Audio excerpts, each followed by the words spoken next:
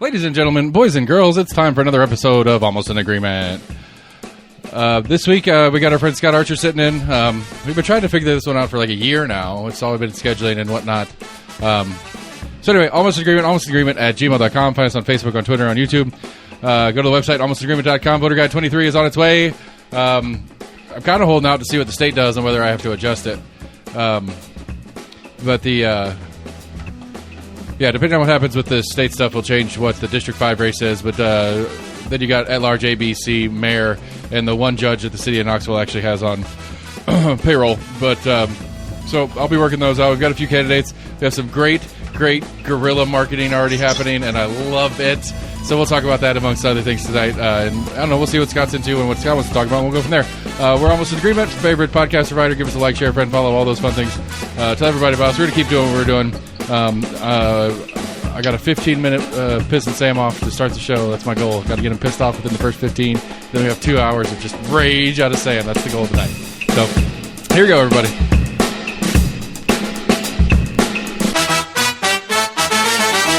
Sam, my friend, how you doing? Why do you want to make me angry? I don't know. It's funny that way. Scott, buddy, it's good to hear from you. We've been working on this for a while. Hey, it's great to hear from you guys. It's been a little while. So So first for me are you still doing piano for kids? I am. Well, I'm teaching guitar and piano still. All right. Well, I got one. But really, my main focus is guitar. And I've got some great students. Still doing that in the evenings. I do that Monday through Wednesday, and then I'm working in sales. So I'm a sales rep still for Threads, and I've just hit 10 years with the company. Woo! So I freaked out. I got to 6 with my job and I had to quit. I was like, I hit 5 actually.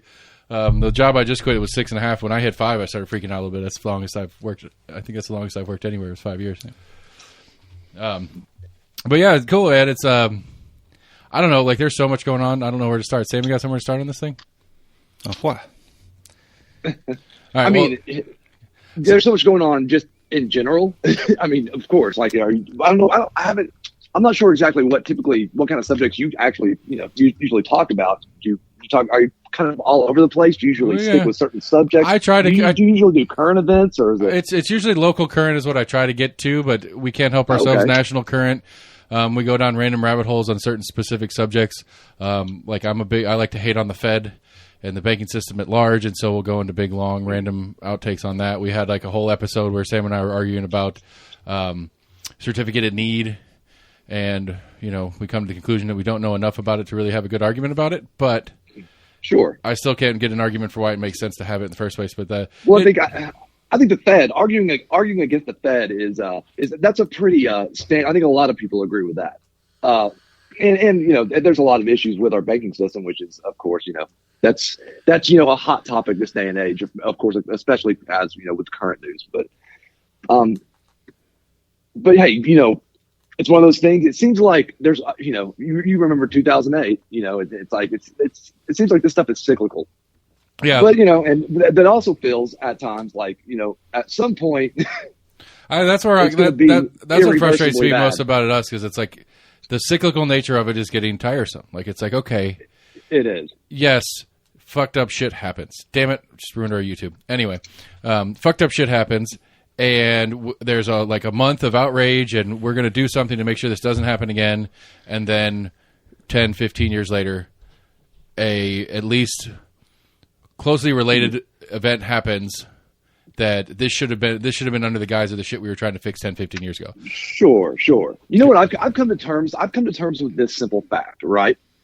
Is that human beings, I mean, they're just fallible, and that the people who actually hold office or actually have any kind of that are in charge of things that we consider very important, they're just not as impressive as people would hope that they would be. And I think that might just be human beings in general for the most part. And so people, I get where you're after.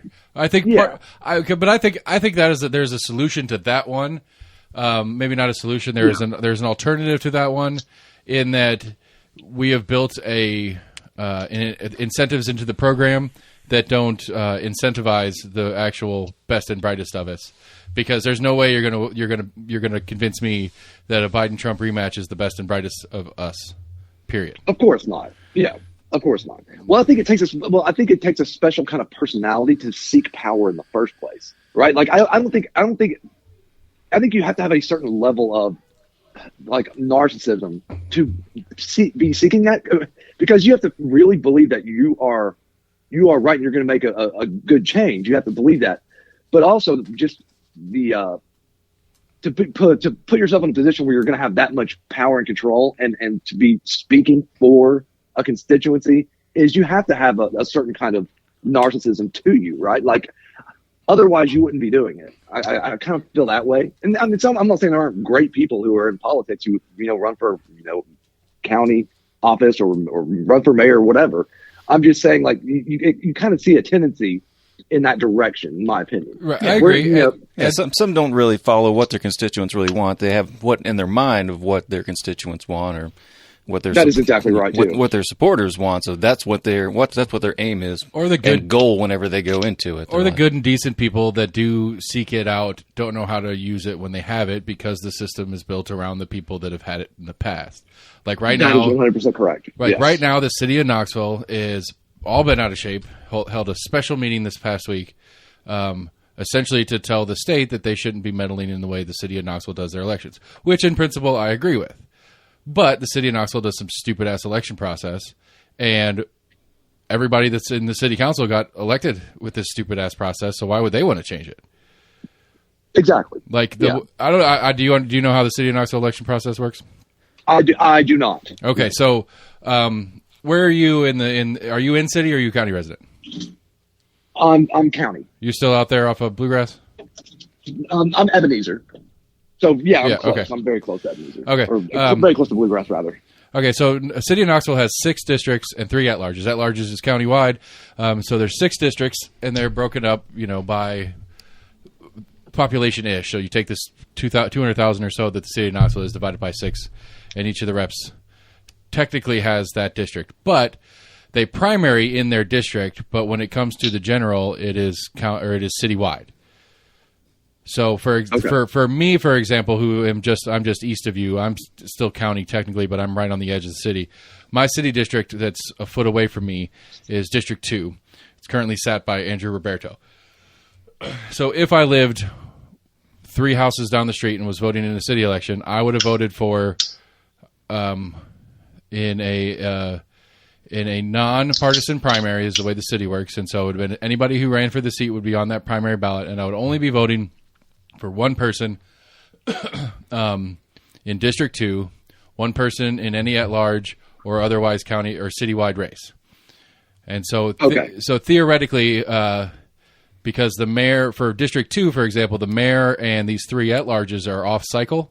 So for me, in 21, I would have had a primary of one race, District 2. But then when I go back to the general, I would have gotten every district in the city, as well as any citywide races that were on that, which there weren't any in that one. So there were 5 district races in the 21 election. And even though I'm a District 2 resident, in theory, I was voting for all the districts. And so the comparison I like to throw out there, which Sam doesn't like, so this might be my 15-minute piss-off phase, is it would be like us in... we're in... What is it? Federal? What Burchett hold? Tennessee House of Reps. House of Reps for Tennessee. I think it's seat 6. Seat 6, yeah. So it'd be like us here in seat 6, not only voting for Burchett in seat 6, but voting for whatever seat is in Memphis, and Nashville, and Cumberland County, and Hamilton County, whatever. Like the comparison to me is that anybody in the state of Tennessee that is representing the state of Tennessee to the federal government, we should be voting for in the same format as the way the city election works. And so to me, it doesn't make sense. If you're a District 2 rep, you should be repping and be voted on by District 2, not by 4, 5, 6, and 1, or 3 for that matter. You've talked to city reps. Have you asked them specifically? Because I think what I've read, we've done this for at least 25 years. Yeah, it's been a while. It's it was a post Civil Rights Act adjustment that was very racist in its core. Really, realistically, it was set up. I can't remember by which mayor and whatever back in the day when they put it on the charter. It was so that a radical wouldn't get elected. It's a way to keep radicals from getting elected. And Tommy Smith, District 1, your old one, Sam, he was out there this week talking about how, having it citywide makes it more expensive, and that may be a good thing because it'll keep some of these outside groups from being able to run a candidate. Which is a terrible thing to say.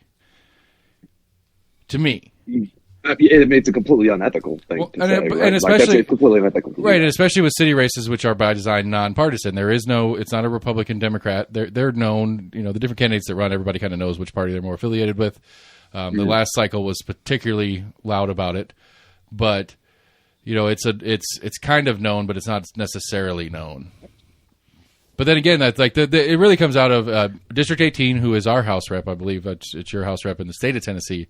Elaine Davis put this up in the state legislature because her campaign manager, who's a campaign manager and a very active Republican around town, was the District 3 city campaign manager for Nick Cipero back in 21.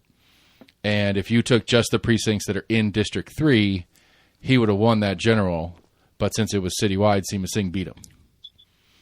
And so it's just a party move on the Republicans in the city, because that would have given an actual Republican one seat on city council. Not that it would have had a functional change to much of anything. Yeah.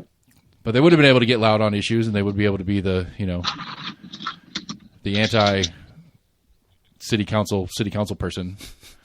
Which isn't necessarily a bad thing. I mean, I think the idea that a 9-member body is 8-1 isn't very good. Just like the state of Tennessee is, however many it breaks down, all 13 Democrats in the entire state house or whatever tiny number it is not a good thing for any sort of lively and good back and forth debate or compromise. It's just we're the Republicans and we have everything, so we're going to do what the fuck we want.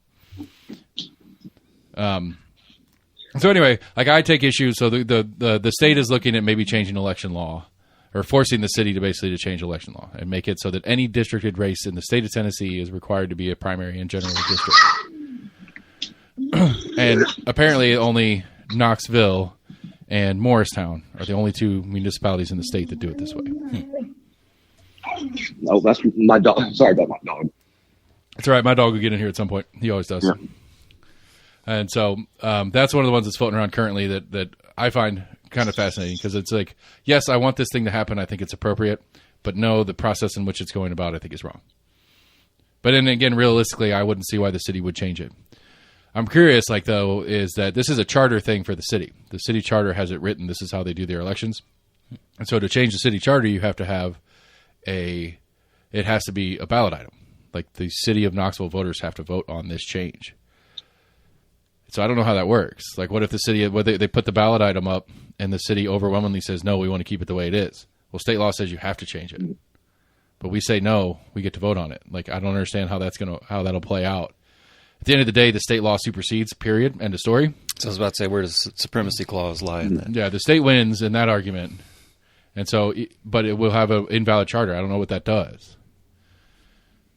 But apparently there's also room for the city of Knoxville to sue the state and say you don't have the right to do this, because we are under home rule, which is some subset of the state constitution, which says that as a home rule municipality, we get to make our elections the way we want to make our elections. They chartered under the home rule, which makes that their decision.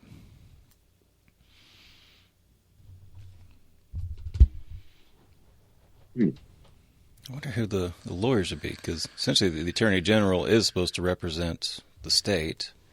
I mean, I would think he would also kind of be required to represent the city, because no, I mean the city has its own attorneys. The city of I guess it'd be the city against the state. Yeah, the whoever the representation for the city council would be. I mean, likely, I think the city would go out and hire a specialist to come in and take care of it. It wouldn't be something that necessarily the attorney on staff for the city would be in their wheelhouse. So they would go out and hire special counsel. You think it'd be the city AG? No, I don't think.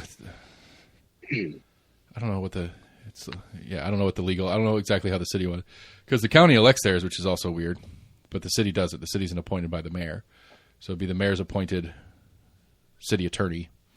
I don't know exactly what their job title is per se. So anyway, that's an exciting, fun thing that's happening locally that I think is interesting and worth discussing, because I do think it is. I think the inverse of what Tommy Smith said is the truth. The truth is that this is an exclusionary tactic, that keeps somebody like it's going back to District 1 against Tommy, somebody who is very active in the southern part of the city of Knoxville, south of the river. A lot of people know this person. They're very, the community knows them. They engage with the community over a lot of different issues over time and stuff like that. And they're very popular in District 1, but nobody in District 2 knows who they are, so they don't vote for them. And especially if they can't raise the kind of money to go up against somebody who has money that can paper the whole city instead of just the district. So that's that one. But it's a Republican cause in the state of Tennessee, so it will likely pass. The only really holdup is Senator Briggs, who apparently is not a big fan of it because he doesn't think it's in the constitutional rights of the state of Tennessee. And so he's the head of subcommittee that's in right now. And so he's probably the only thing that might keep it from happening. And so he's a rhino. Apparently that whole northeast or northwest section of Knox County into Anderson County are all rhinos. You're familiar with the McNally story? I am not, no. I don't want to do this again. Sam, do this again for me. So, go ahead, Scott. Well, I was going to say, what, so you think they're just Republicans in name only? So are you saying that they're actually Democrats? That wasn't my thought. Are you saying that they're actually Democrats that are just running as Republicans because that's how they're going to get elected? No, I think it's the or you think ideologically? I think the definition of Republican is what's in question here. And the majority of Tennessee Republicans are a further right Republican than the Republicans they don't like. Now, the McNally one's a little bit different. I think he's a Republican he's an old school Republican at his core or whatever, but with the new anti-gay, anti-trans, anti-drag kind of stuff that's going on, and some recent revelations about his personal life has made him a little bit too friendly with said community, even though he has been leading the charge as as one of the most powerful people in the state of Tennessee against all these things. He still has a personal connection, and so that's why he is now a rhino. That was more of a throwaway by me. I don't know what a Republican is, so I sure as shit couldn't call somebody a rhino. Because if I were going to pick the way the definition is, anybody who identifies as a Republican is a rhino, because none of them are fiscally conservative in any real sense. None of them. I think currently you have a split, an ideological split in the Democrat Party. And you also have one in the Republican Party. With the Republicans, you have more establishment Republicans, the old school Republicans. You have your Lindsey Grahams, but then you also have the more Donald Trump, the new, more America First Republicans like Matt Gaetz and guys like that. And you have the actual real hardcore progressive subset of the Democratic Party, and the more what I like to refer to as the corporate Democrats. Yes, exactly.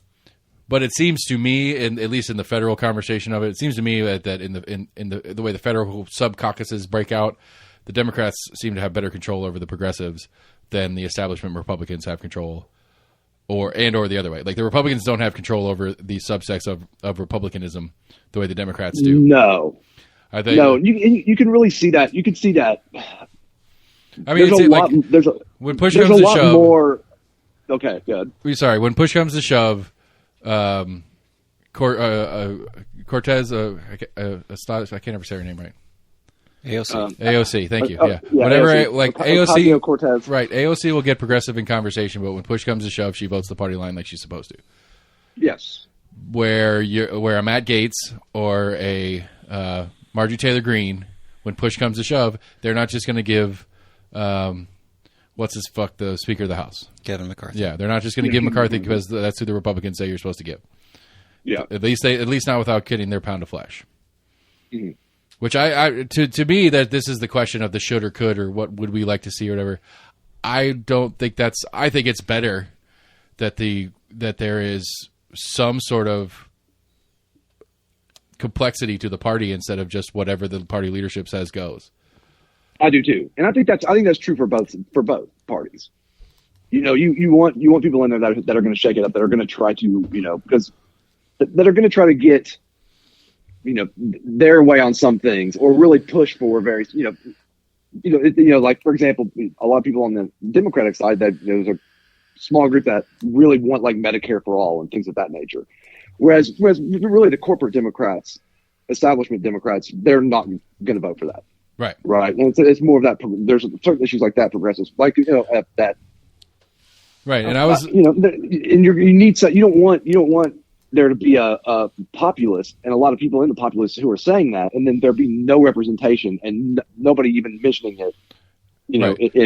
Right, because the Democrats did the Medicare for All thing when, I guess it was the 2020, post-2020 election when Pelosi was up for speakership. There are some progressive people that I listened to on podcasts and stuff like that where, like, AOC and the squad had the numbers in the Progressive Caucus to withhold their votes for Pelosi in exchange for demanding a floor vote on Medicare for all. And when it came push to shove, AOC just said, "No, you're right. We're going to do what we're told." Where they had the chance. They had the chance to force it. Where, like what the Marjorie Taylor Greens are pushing for or not, they at least got conversation about the topics that they want to talk about because they were willing to not just do what the party told them to. Sure. And I think that's, I don't agree with what the Bobarts and Greens and Gates are pushing for per se, but I think the idea that this was the first speakership election that went past 2 votes since like it was like 1800, mid 1800s. In like 100 plus years ago. Yeah. I think the idea that it's just kind of like the party leadership already says, if whatever party has the most number of people there, whoever the party leadership says that the person is, then that's who the person is, and we're moving on. And I think that I don't think that's a good thing to be such a norm. Now, going 15 votes is a little bit extreme the other way, but I don't disagree with that being a valuable part of the process that apparently has just been surpassed for many decades. Yeah. There's been some talk with McCarthy as far as how much backroom dealing was done to then secure his speakership, right? And now who is he beholden to? Who did he make promises to? Right. So that leads, you have representatives that are making choices that aren't their own choices for their own constituents. It's just because they made a deal in order to be in the position that they're in. I mean, I would think the game is supposed to be that. So, that small few stirred up a kerfuffle, right?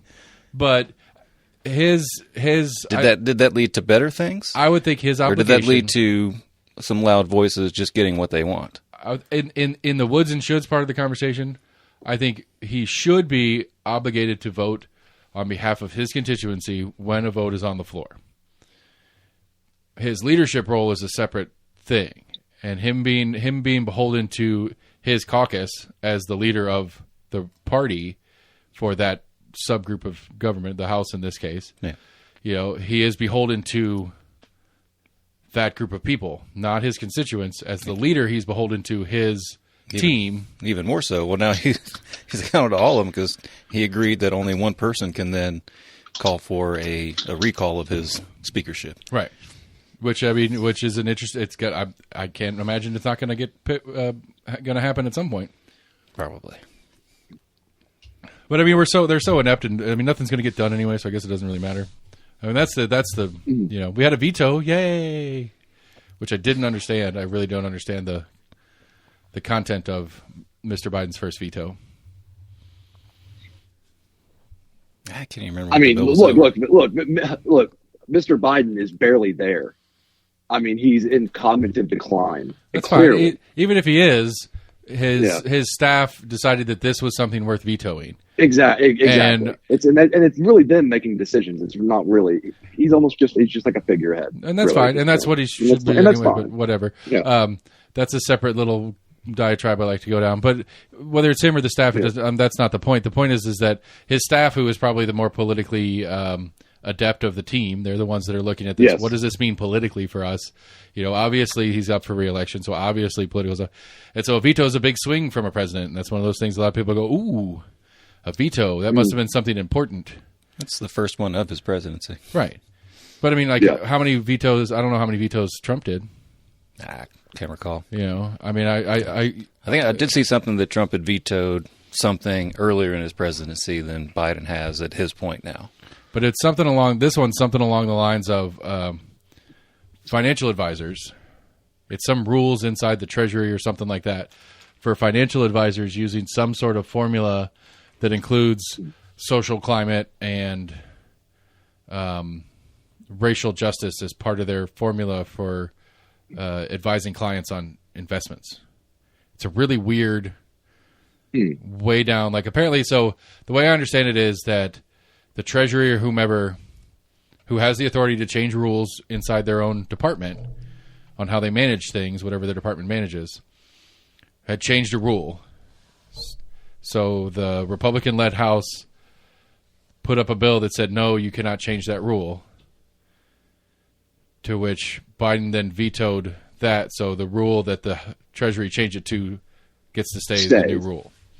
Yeah. And so again, as I understand it, it's the rule was something along the lines of like, you know, there's liability for a financial advisor that uses, that makes moves on behalf of their clients that they know not to be the best use of the money, but has, some sort of financial gain for them as the manager and stuff like that. Like there's the old rule was there's a liability in place if you're not making strictly financial moves, but now they're allowed to consider climate, race, and social, even if it's not economical for their client. So they can invest in a company or a mutual fund or something like that that has good paperwork as far as their environmentalism, even if it doesn't make the most money for their client, and they know it's not going to make the most money for their client. It's not an illegal investment. Something along those lines, as I understand it. And are these like companies that have ESG scores as well? And does it affect their ESG? That's the one. What's environmental, social, governmental? Is that what the ESG stands for? Governance, I think. Yeah, that's the one. That is exactly the one. They're allowed to use ESG scores, and it doesn't count against them if it's not the best financial move, if they're using ESG scores as part of their thing. Something like that. Anyway, I just think So I was looking at the total vetoes. So under Bill Clinton, he did 37 vetoes. George W. Bush did 12. Barack Obama did 12, and Donald Trump did 10 in his 4 years as president. Well, then I mean, compared to the Bush, first three had 2 terms. Right. That's what I say. But compared to the other ones, they were over 8 years. So theoretically multiply by 2. So Trump had more. Yes, per exactly. year. He had more per year. Yeah. Which I don't know. Like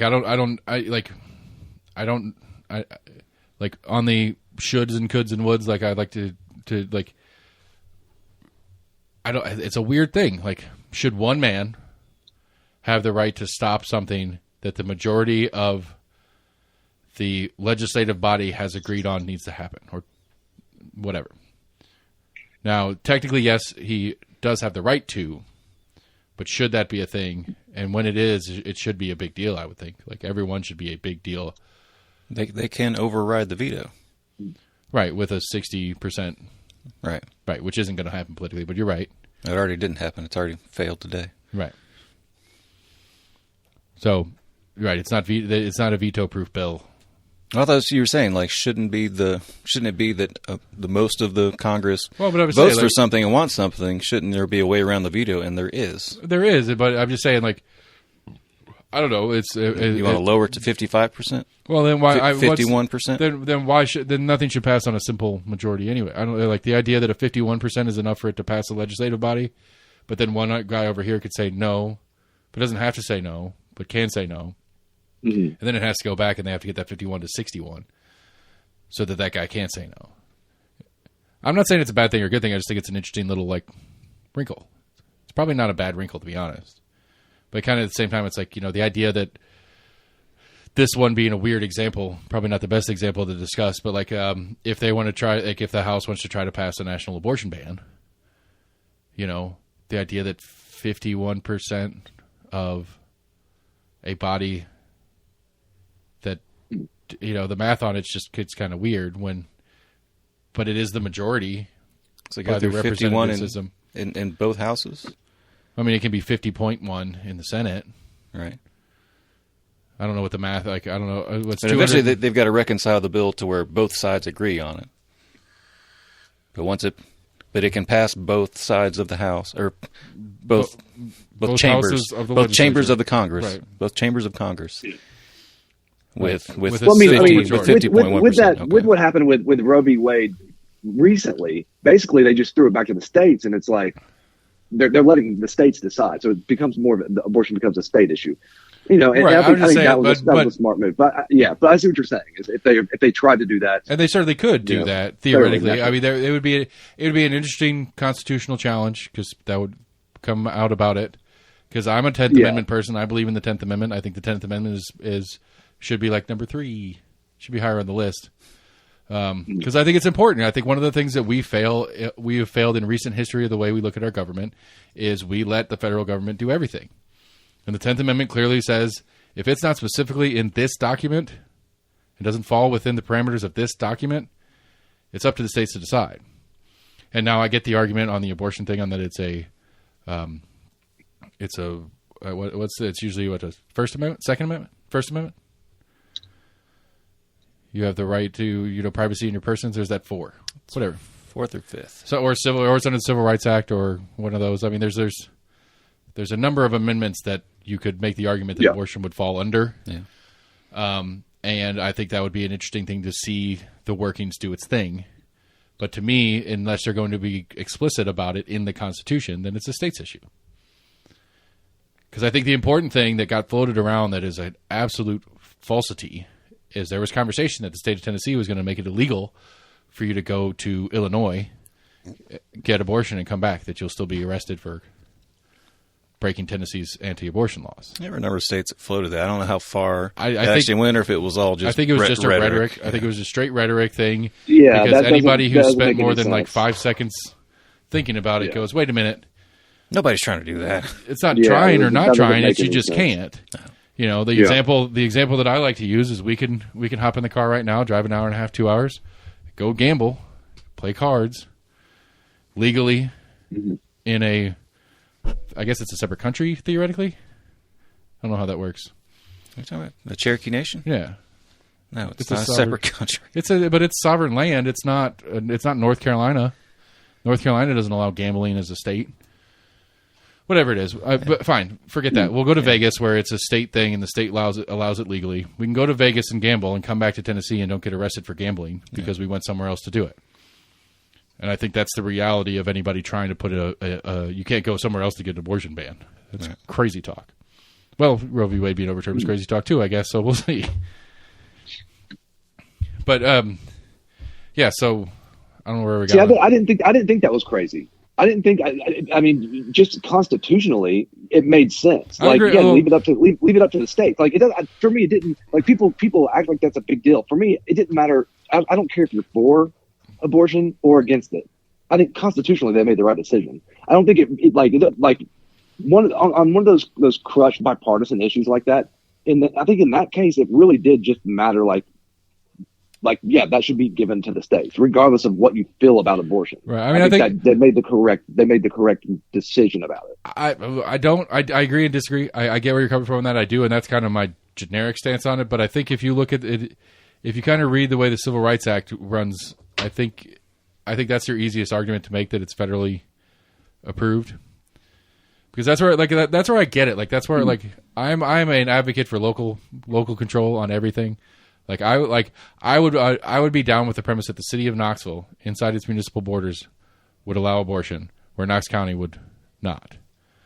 I think that would be a fairly appropriate way to deal with things, because you don't have to. I mean, it gets a little dicey in that sense. But the state of Tennessee, I would get down with the idea that the state of Tennessee, in the same way that the federal government has the 10th Amendment, that the state of Tennessee have some similar subset in its constitution that says if it's not something that explicitly we say the state is in control of, then the local can take care of it. And I think that's a good model. And I would like it to go a little further down. But then the inverse being, it's like, okay, well, here are some things that we agree that this is why it's in the Constitution. We agree that freedom of speech is absolutely fundamentally important. And that that no local municipality, no state municipality, no body governmentally can take this thing away from you, and so we stand over that as the federal government and say you have to allow these things. And I could see a pretty clear straight line argument for abortion being under the Civil Rights Act. I mean, that's. Mm-hmm. But again, it's just it's a good example to explore the different ways to go about it. Like I don't necessarily think it's inappropriate the way we are doing it. I think it's wrong per se, but I don't think it's. I think the state of Tennessee is wrong in its stance on it, but I don't think it's necessarily wrong the way it is breaking down. And it really does depend on the very specifics. To me, you do believe that it is murder or not? Like, if you believe that it's murder, then yeah, that's the argument against it, being a civil rights issue, right? So it's one of those things. It's nuanced, and that's why it's one of those hot button issues. Because really, people are just going to have their own Because I think beliefs on it. And Max, who hadn't been on the show in a while, who was a regular on the show, I think he always put it best when we got in this argument. It's like, we can't agree on what the actual conversation is. So how can we even begin to agree on what the solution is? Exactly. We can't agree on, is this an independent human being or is this a tumor? And if we can't agree on that fact, then how are we going to agree on the rest of this conversation and come up with some sort of solution that we're all happy with? And it's like, well, you're right, we can't. Yeah. And so I do think that may not, but I still think it's a good example of the way the different governments are supposed to interact and how I think maybe more importantly, and I guess the point I want to get to is that I think the tip top of it is that when we have this conversation, maybe not us right here right now, but when you see this conversation happening in the public square per se, everybody is looking to a Pence to get elected president so he can put a federal ban on it because that's what he wants to do, or a Biden to put this into and codify this as law federally. Yes. And instead of us looking locally and saying, let's be reasonable about what we're talking about here, we all just go to the top. And I think that... You're right. You're exactly right. And I think that, to me, is one of the biggest mistakes in education across the board. Mm. I think the idea that is the way people look at it normally. I think that's the biggest the biggest mistake in the way we look at governments, which the only way I can assume that we got that to that way in mass is through education, either direct schooling education or the way the media presents it to us. Well, I think it's both. I think in education, they don't in like your local schools, they're looking at, they're going to focus more on the federal government and these big top level issues instead of like saying, okay, instead of looking at your community and really focusing on your community government. Like, and I think that you're right there. And also, of course, with the media, that's what they're going to focus on. And that's what people mostly consume.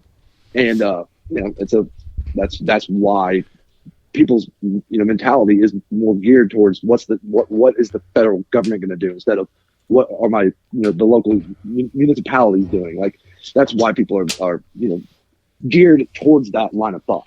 Right. So let's play a game here real quick. You're a county resident, so who is your mayor? I don't know. Not sure. Because I meant to start the other way. You're most likely a district. I don't know. Yeah. Who is it now? Glenn Jacobs. Oh yeah. Glenn Jacobs. That's right. You're a District 4. I couldn't. Yeah, that's the thing. I couldn't even pull his name out. Like, after you say, yeah, of course. But like, yeah, you don't. And he's loud and active, and he won't shut up about federal shit. That's my biggest complaint about him. All he ever does on his Twitter and Facebook is talk about federal stuff and show pictures of him shooting guns, which are really funny. Like, it's like. But the point is that the people who are being talked about are the federal government. You don't hear. Yeah, a lot of news from unless you seek it out, like I do. Unless you seek it out, and once you seek it out, it's not readily available. It's not in your ear all the time. Yeah, and that's why a lot of people, you only have so much storage in your brain for all these people and all these things that are going on in politics. Right. So like I have a subscription to News Sentinel, and I get a daily email blast with the news from the News Sentinel. Mm-hmm. And then I also have a subscription to this CompassKnox.com. It's an e-paper. It's these two guys. Both of them are former News Sentinel employees, as well as some other stuff over the history of time. One of the guys used to work for the city of Knoxville. It's a whole big thing. They're really cool dudes. I used to produce a podcast for them. It's great. You should check it out. Compass Points podcast. Anyway, and so I get this daily email like, here's your news of the day.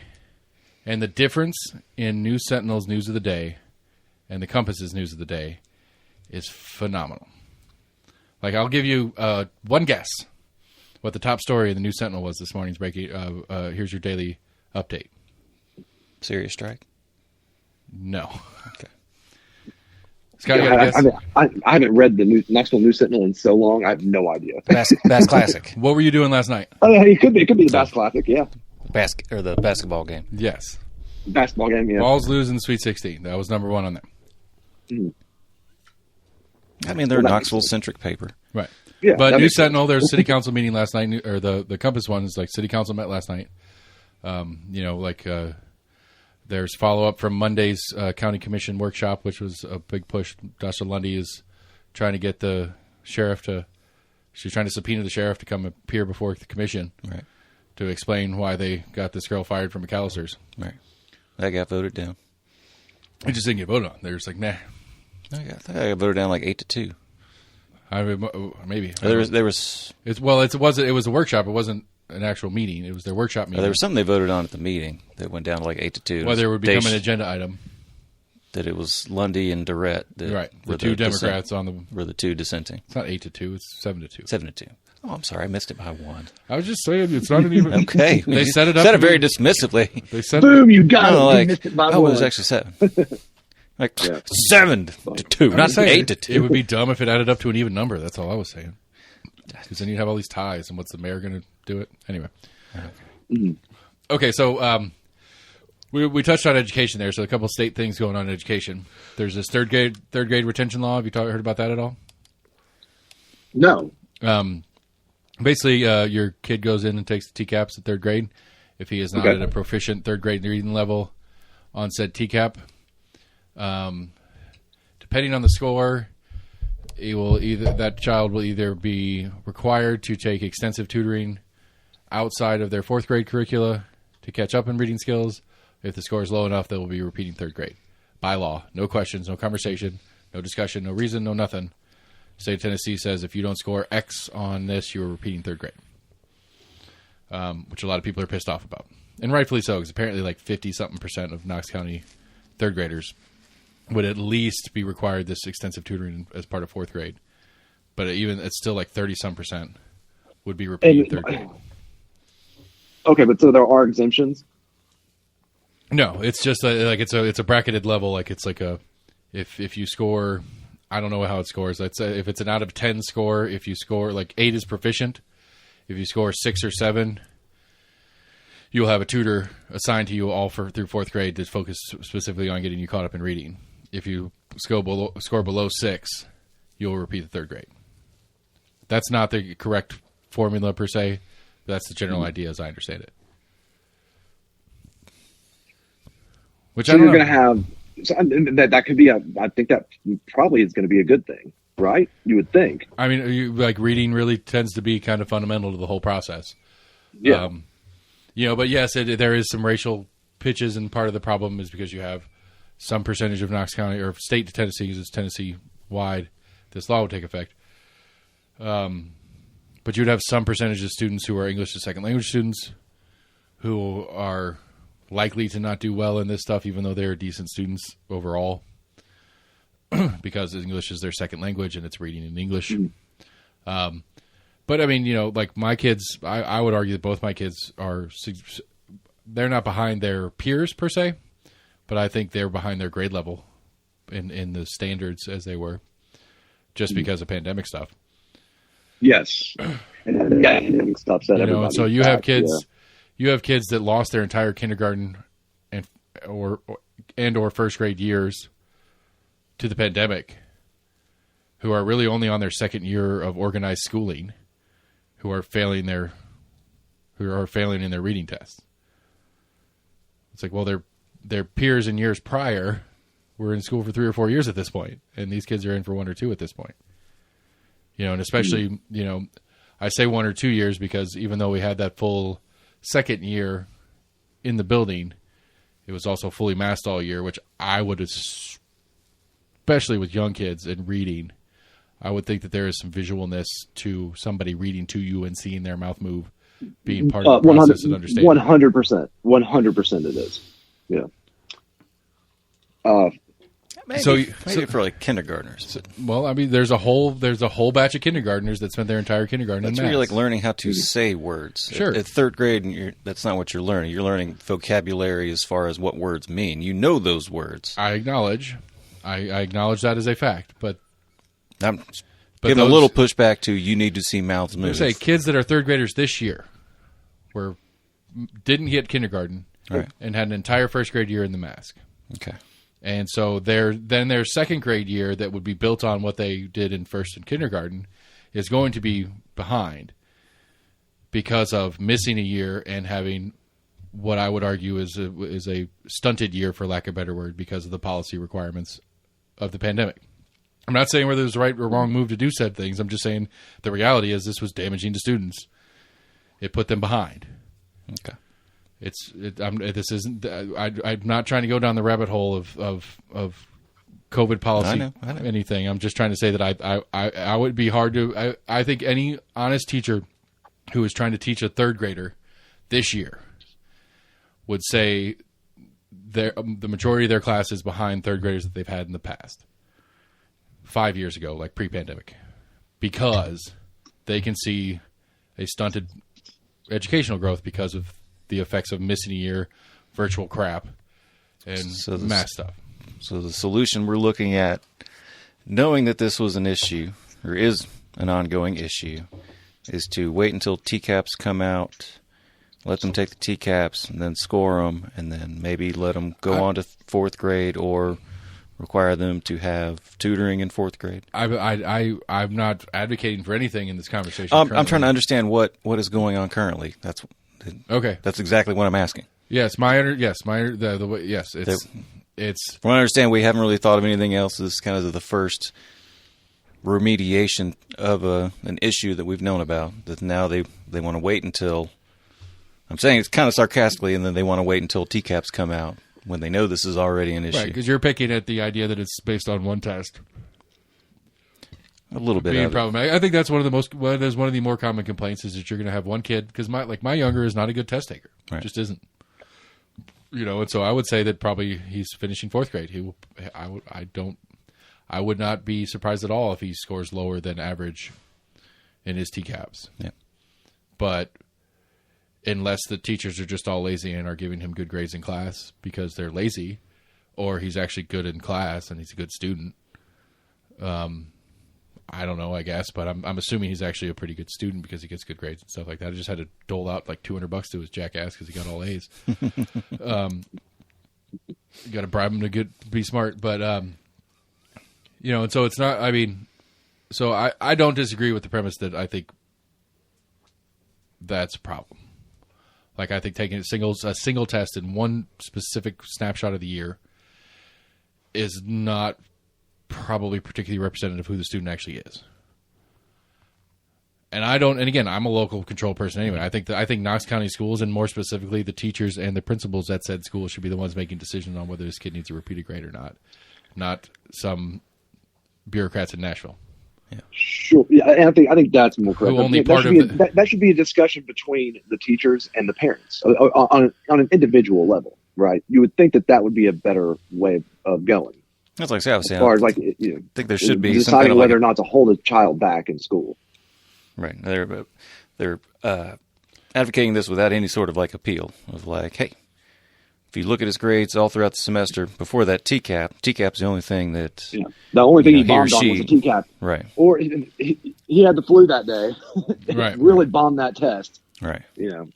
Like unless the teacher was making up fake grades all throughout the year and just giving them extra credit. So like I remember in high school, like when we had finals in high school, like the day changed. Like it wasn't a normal day. You know what I mean? Yeah, yes. Schedules change. Yeah, you had like schedules were moved around, and I did all sorts of stuff. And it was like finals day, whatever. Yeah, and longer class periods to take. Even though we were in block scheduling, it was an hour and a half long anyway. Right, but as a high schooler, I was like, okay, this is kind of weird, but I get it, I guess. But to like a elementary school kid, that's the only day of the year. There's like 1 week of the year where it's a completely different schedule. Everything's out of ordinary. You're not allowed to go to the bathroom. It's all sorts of crazy shit. I was thinking of college. Oh, we were taking the TCAPs? No, when we were taking finals in high school was my reference to the weird day. I would say for a TCAP kid in middle school and elementary school, this is their first experience with an adjusted schedule, which I would say has an effect on their skills and whatnot in taking said test. The idea that like it's completely different than their normal day. Yeah, you're just taking tests throughout the day, right? But like bathroom breaks are changed, and we're getting like juice breaks. Yeah, like the way, like snacks and naps or whatever the fuck you do all day. It's been an hour and a half. Here's a juice box. Right, recess is animal different. Crackers. Lunchtime's changed. It's all sorts of different stuff, and it's like that's a lot to throw on a 10-year-old. Yeah, and expect that result, and especially to hold them to account to that result, as far as holding them back a year. Like my elder one, especially because he was a summer baby, so he's older than almost all his classmates anyway. For him, if he was held back a year, that would suck. Just socially, that would be really hard for him because he's already older than most of his peers in his class. Yeah, like there would be nobody that was actually his number age, probably at all in his classroom, unless it's somebody else that got held back too. And I think that would be socially devastating. Summer babies, you guys held them back. Plus, some of plus staying in the same school, especially socially, because you're just learning how to be social, right? And you're making new friends, right? And then all of a sudden you get held back, and you're in a completely different class. All of your friends that you had made are a year ahead of you now, and then so the social aspect of that, it would be devastating. It would be difficult for a child to have to deal with that. Right. Exactly. And so I think, I don't know, I agree. I'll agree that a single test being the parameter is a bad idea. But I also kind of have a little bit of sympathy for the idea. It's like, well, I mean, this is a core skill. Everything is based around that skill. Everything. Like all your math classes, you got to read the questions. You got to be able to read the things efficiently. Right. And understand it, so then you can comprehend it. Yeah, right. So then you can do the work you're being asked to do, regardless. And so I understand putting some serious emphasis on it. And so, like, I don't know. I don't have a particular trade-off for this one. It's kind of. I mean, you have to have some kind of metric for knowing how well or how poorly you are educating a student. Right. Why not set it up to where, I mean, that's why summer school exists, right? Mm-hmm. Why not have a program where they can, like, if they felt the reading comprehension, especially, have a program for that where they would need to have to take that in the summer. Yeah, I think Knox County did that. I think they had like a voluntary thing that your students could sign up or your kids could sign up for. There's an eligibility for it, and which basically means which as of late, because of some COVID federal dollars, the eligibility is open. Like it used to be, like you had to be pretty bad for it to be open, and now it's pretty much open to every student, paid for, free, the whole nine. Right. And so, like we're taking advantage of that this summer, but at the same time, we've got shit to do. Like we got some stuff scheduled already, so we're gonna have to miss a week. And I don't know how linear the progression is of the thing. So skipping a week may be a big deal. So yeah, it's probably gonna be somewhat accelerated. Yeah. So. Well, like most summer school is. Right, yeah. But it's like, even if he only gets 90%, that's 90% more than zero. So that's kind of our take on it as a household. As long as it's not for credit or a requirement of you fulfilling that entire thing, but it's more of just additional learning. Right, we're just practicing the skills and advancing the skills you have. More like group tutoring. Yes. So, that one's going on. What was the other one? What was the one? Oh, the police, the local police. There's two police issues I want to talk about this week. One I've talked about a bunch of times. I had the Tennessee chapter of the ACLU on about some of these camera things, and the city council voted to approve, which is kind of weird in the structural way things the city council votes work. So we'll come back to the camera ones here in a minute. But one of the things I've been thinking a lot about, and I don't know the answer to, but I think it's something that gets kind of lost in the shuffle. So we have this new city of Knoxville, this new KPD police chief, or we can try to figure out how to apply it to County Sheriff Spangler. What is a metric for police departments to say they're successful? Like, I don't know. Like, I don't know how to, because a bunch of arrests means there's a bunch of crime, or you're just arresting a bunch of people for no reason. I wouldn't call that successful. Mm-hmm. Yeah, go either way. And well, I mean that's a squirrely thing. That's what I'm saying. Like I think the metric. Yeah, how do you gauge it? How do you gauge that they are doing, solid police work? Right, and I guess that I think it's kind of ironically relevant coming off of the conversation about how do we put metrics on kids to say they're successful in school or not. Mm-hmm. And it's big and it's complicated, and I think the one thing I think we agreed on the education part, though, was that it needs to be local. It needs to be people that are hands-on, touching it, feeling it, having to deal with it on a day-to-day. And so I think that's kind of what I'm asking, is that since we are here locally and we deal with the city of Knoxville police officers, what would we as a community of 3 currently, but, at large, how would a community, how would we build a series of metrics to say, hey, Chief Noel, your $200 and something or $180 something $1,000 salary is worth having. You're doing great work. You were just hired. Here are the things.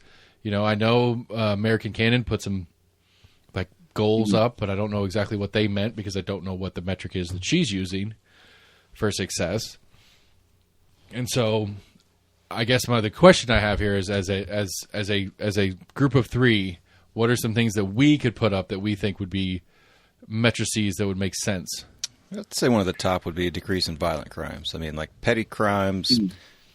I don't know if you can throw as much onto the police. I mean, just general petty theft, shoplifting, kind of things like that. Exactly. I don't think necessarily a large police presence is going to keep that down.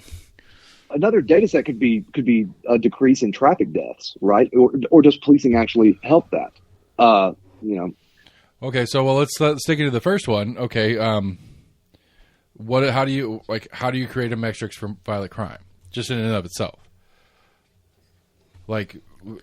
Ongoing crime statistics, previous crime statistics. But I mean, so as far as how do they decide what's a violent crime versus nonviolent? Sure. Well, no, so an assault, a reported assault, right? A murder, or obviously a reported murder at that point, but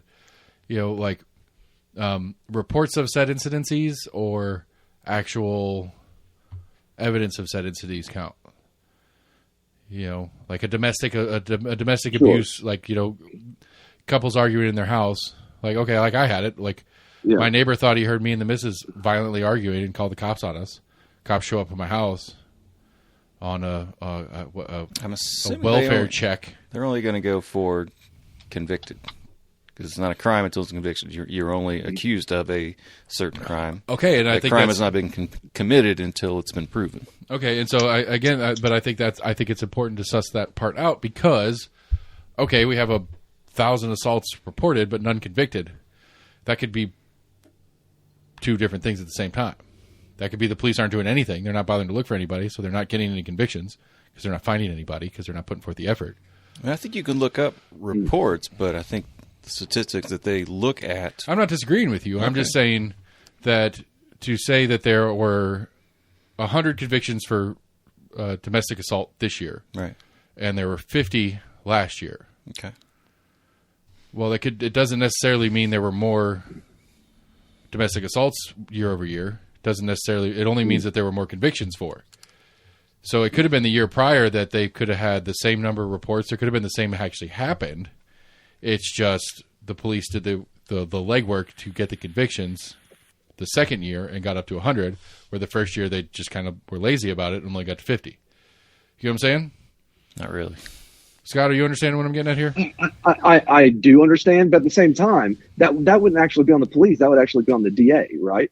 If there was that kind of a decrease. The police are just there to answer and basically record everything, right? And when it comes to conviction rates, the police have nothing to do with that, right? So, they have some responsibility to collect the evidence and stuff for the DA. Sure. Yes. Yep. But either way, I get what you're saying. But either way, a report of said thing, in and of itself, doesn't mean it did or didn't happen, right? And a conviction on a thing this year that wasn't a conviction last year doesn't mean it didn't happen either.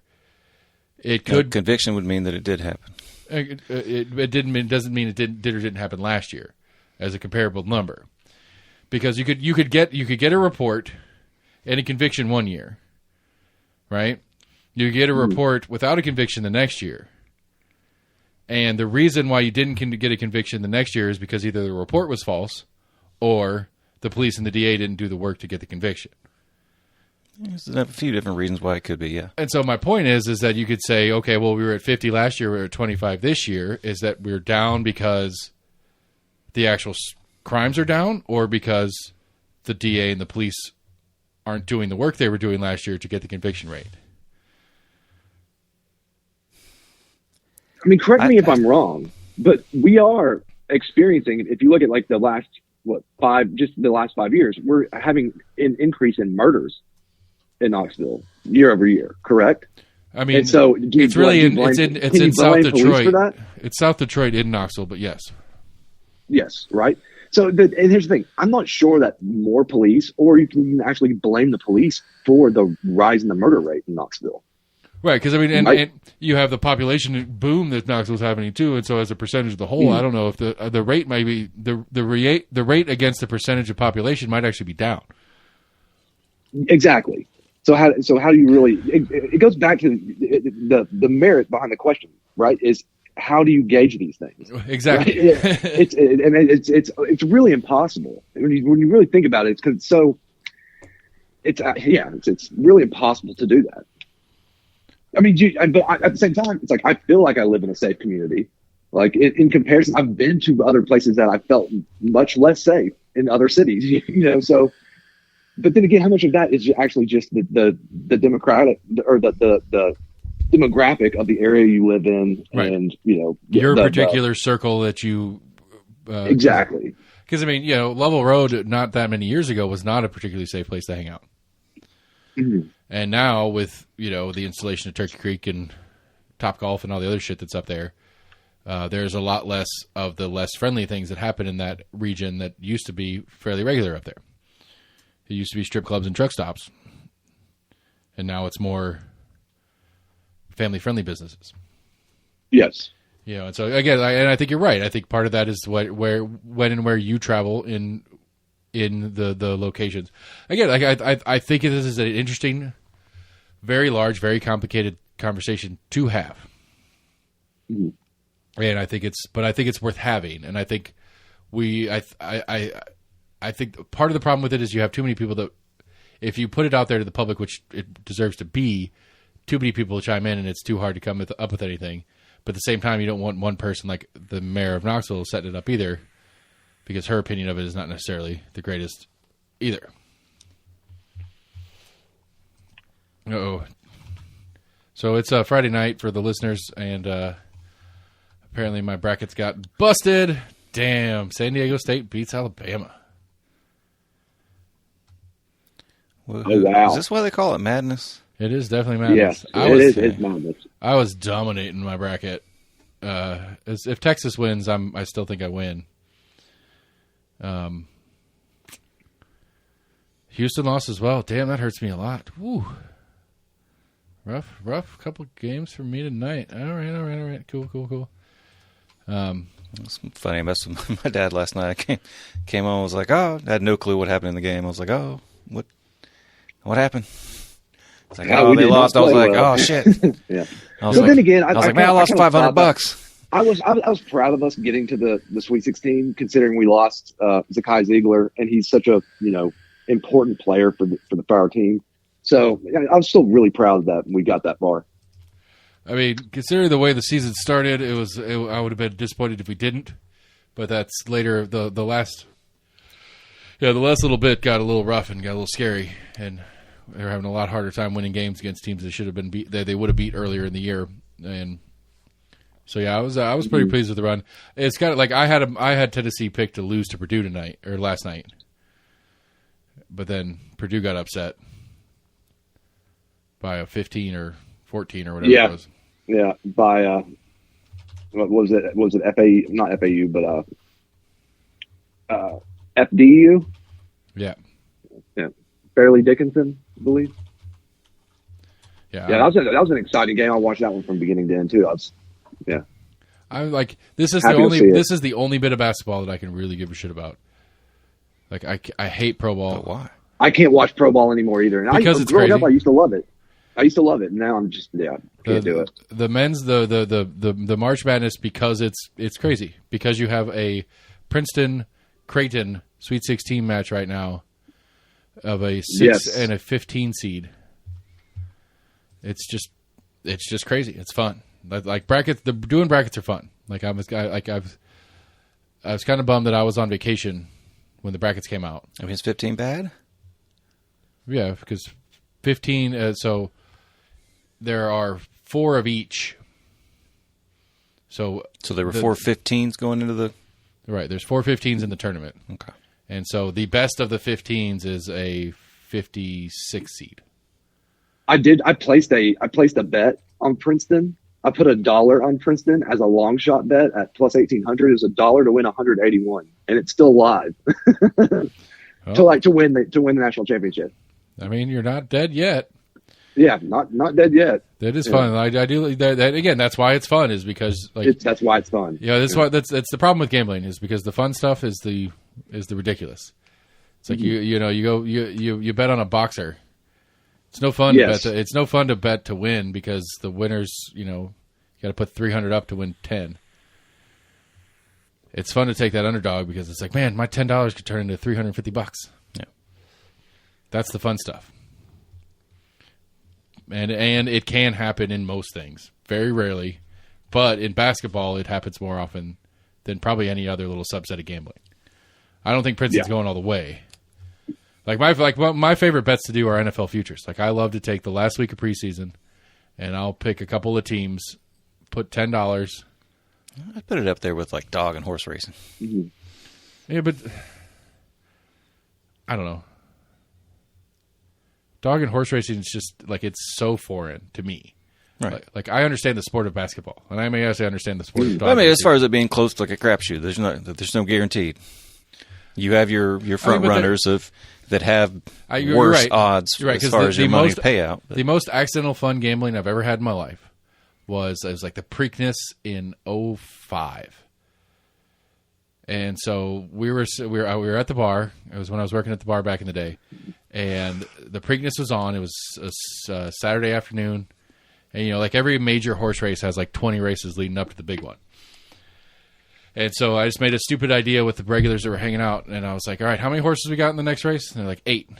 So I grabbed a deck of cards, and I grabbed ace through 8. I was like, $5, everybody. Everybody throws a $5 bill on the bar. Mix it up. Fan the cards out. Pick a card. You don't get to pick which horse you get. You just pick. And whatever one you get is your horse for the race. And so it was just like, I got the number 2 horse, and he got the number 5 horse. And so whoever won got the pot. And so we're doing this for all 20 races for the Preakness or whatever it was that year. And when we get to the big race of the night, I drew whatever the odds favorite by a lot. And I was like, fuck yes. Because I'd won one earlier, which had covered pretty much my whole day, so it didn't matter at this point. I was at least break even, but now this is how you make some money. And that motherfucker got beat. So I was pissed. So you're right. It is a crap. Did you have to agree to play all the races? Or no, it was just like, people left and other people jumped in. Like, there were people pissed off because it's like, we only got 12 in this one, and it was the first 12 people to throw their $5 up. Yeah. I'm one of those two around. Basically, with horse racing and everything, I'll do on occasion I'll get one, but I have no idea what I'm doing. Like, I'm like, okay, well, I look at the odds. I'm like, okay, well, clearly that's a favorite, right? So maybe win, play, show. Let's bet those, and let's see. I'll pick one in the win, play, show, and we'll see what happens. But as far as knowing the trainers and having because I think on that Preakness one, my horse was 2 to 5 in that race. Mm-hmm. The next horse was like those are good odds for a horse. Yeah, the next horse on the list was like 3 to 1. So it was the only negative odds horse in the race. So the math would be, you'd have to put $5 up to win your 5 back and 2 on my horse. Where if you put $1 on the second best horse in odds, you put $1 up and got paid 3 plus your 1 back. So I was stoked because that's super good odds for a horse. Like, because it was the one that already won the Derby. Like it was, it was the horse that might do the Triple Crown that year. I want to say one audiobook that I've read with that Blink about making kind of initial judgments. There was a guy back in like the 30s or 40s that was apparently doing that with horse racing. It was apparently kind of like telling people like who they should vote on or bet on. On initials. All right, back to politics. Sorry, guys. So the second, so again, that's the open of the conversation on trying to figure out how to build a metric for Knoxville Police Department and maybe the sheriff's office for that matter. I'm sure there's some things that exist, but I think the point that we got to at least is that even if you pick a thing, it's very easily to be interpretable multiple ways. Yeah. And so the one that's more important, that's truly more important to me, and actually very much upsets me as a citizen who travels inside the city of Knoxville, is it was already in the books anyway.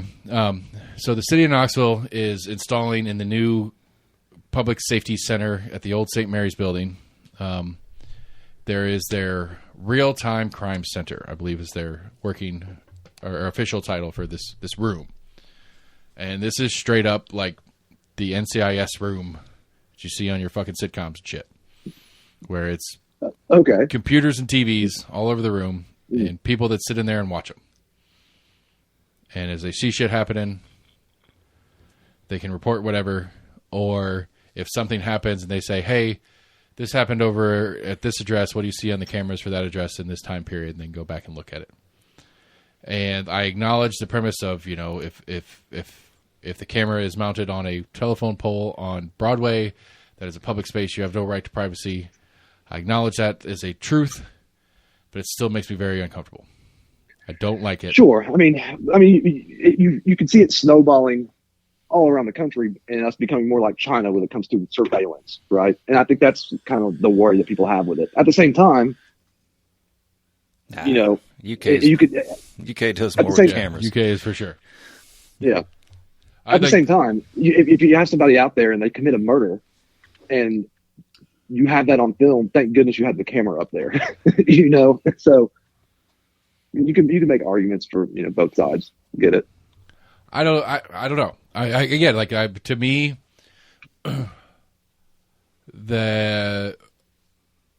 my right as a law-abiding citizen to some semblance of privacy supersedes making things easier for the cops to prove a crime. To me, the general public's right to be able to move about freely without being tracked is of higher importance than than making it easier for the cops to solve crimes. To me, I agree it's messy and it's kind of gross, but at the end of the day, I think I think that is the truth, that our rights as citizens should supersede that invasion for the sake of some semblance of safety. I get that sentiment, and been thinking a little more. I tend to kind of lean in the aspect of a parent, sibling, whatever of someone that has been murdered, and then after that, and then what could have been done to try to prevent this, or to be able to have stopped this, or have this not happen to somebody else. And it's terrible, and it sucks. Yeah, or more common. What about more common crimes like hit and run? Things of that nature, right, where you can your car gets totaled, somebody runs into you, they drive off, but you got their license plate number there and that on film. Yeah, I think a lot of people didn't realize, and it was something I wasn't familiar with until it was kind of a big hit for a while. That first 48, where that was the whole point of the show, and that most murder detectives. In 2 days, you're probably done. Right. Yeah. I think a lot of people realize everybody's like, oh, you watch like Law and Order and shit, where CSI, and they're like, you've got a whole team of people like working on this like day and night. It's like no, that's not how the shit goes down. You've got like multiple open like murders and assaults and everything, cases you're trying to track down left and right. If you're hoping for any kind of evidence on that, you may have scant evidence or witnesses that don't want to cooperate or tell you anything. Again, that sucks. I don't disagree that sucks, and that makes the police's job very difficult, and that sucks for the family that lost somebody or a right, business owner who lost his property. You want to feel safe, but at the same time, I want to feel safe in that there's not as many criminals running around. Okay. Yeah. I mean, what do you want me? I don't. What do you want me to say to that? I don't want a bunch of criminals running around either. But I don't know that this. I'd be curious if there is statistical evidence that this actually makes a overwhelming difference. I saw that we were modeling ours after Chattanooga. Chattanooga. Okay, and New Orleans, which is where New Orleans came from. Okay, yeah, because New Orleans is the only city that's had this kind of program. You're right, because Chattanooga is the only city that's have we come out and said that we've modeled this after New Orleans? Yes. Or this is your speculation? No, this has been said that like similar to cities like Chattanooga, New Orleans, and there's been a whole list when they do it. See, I'm pretty sure we actually sent people down to Chattanooga to look at their system to model ours after. Oh, okay. And who did whatever, doesn't matter. Who did Chattanooga models theirs after doesn't fucking matter. Whatever. I'm sorry. Continue. I apologize. That was a pointless little objection on my end.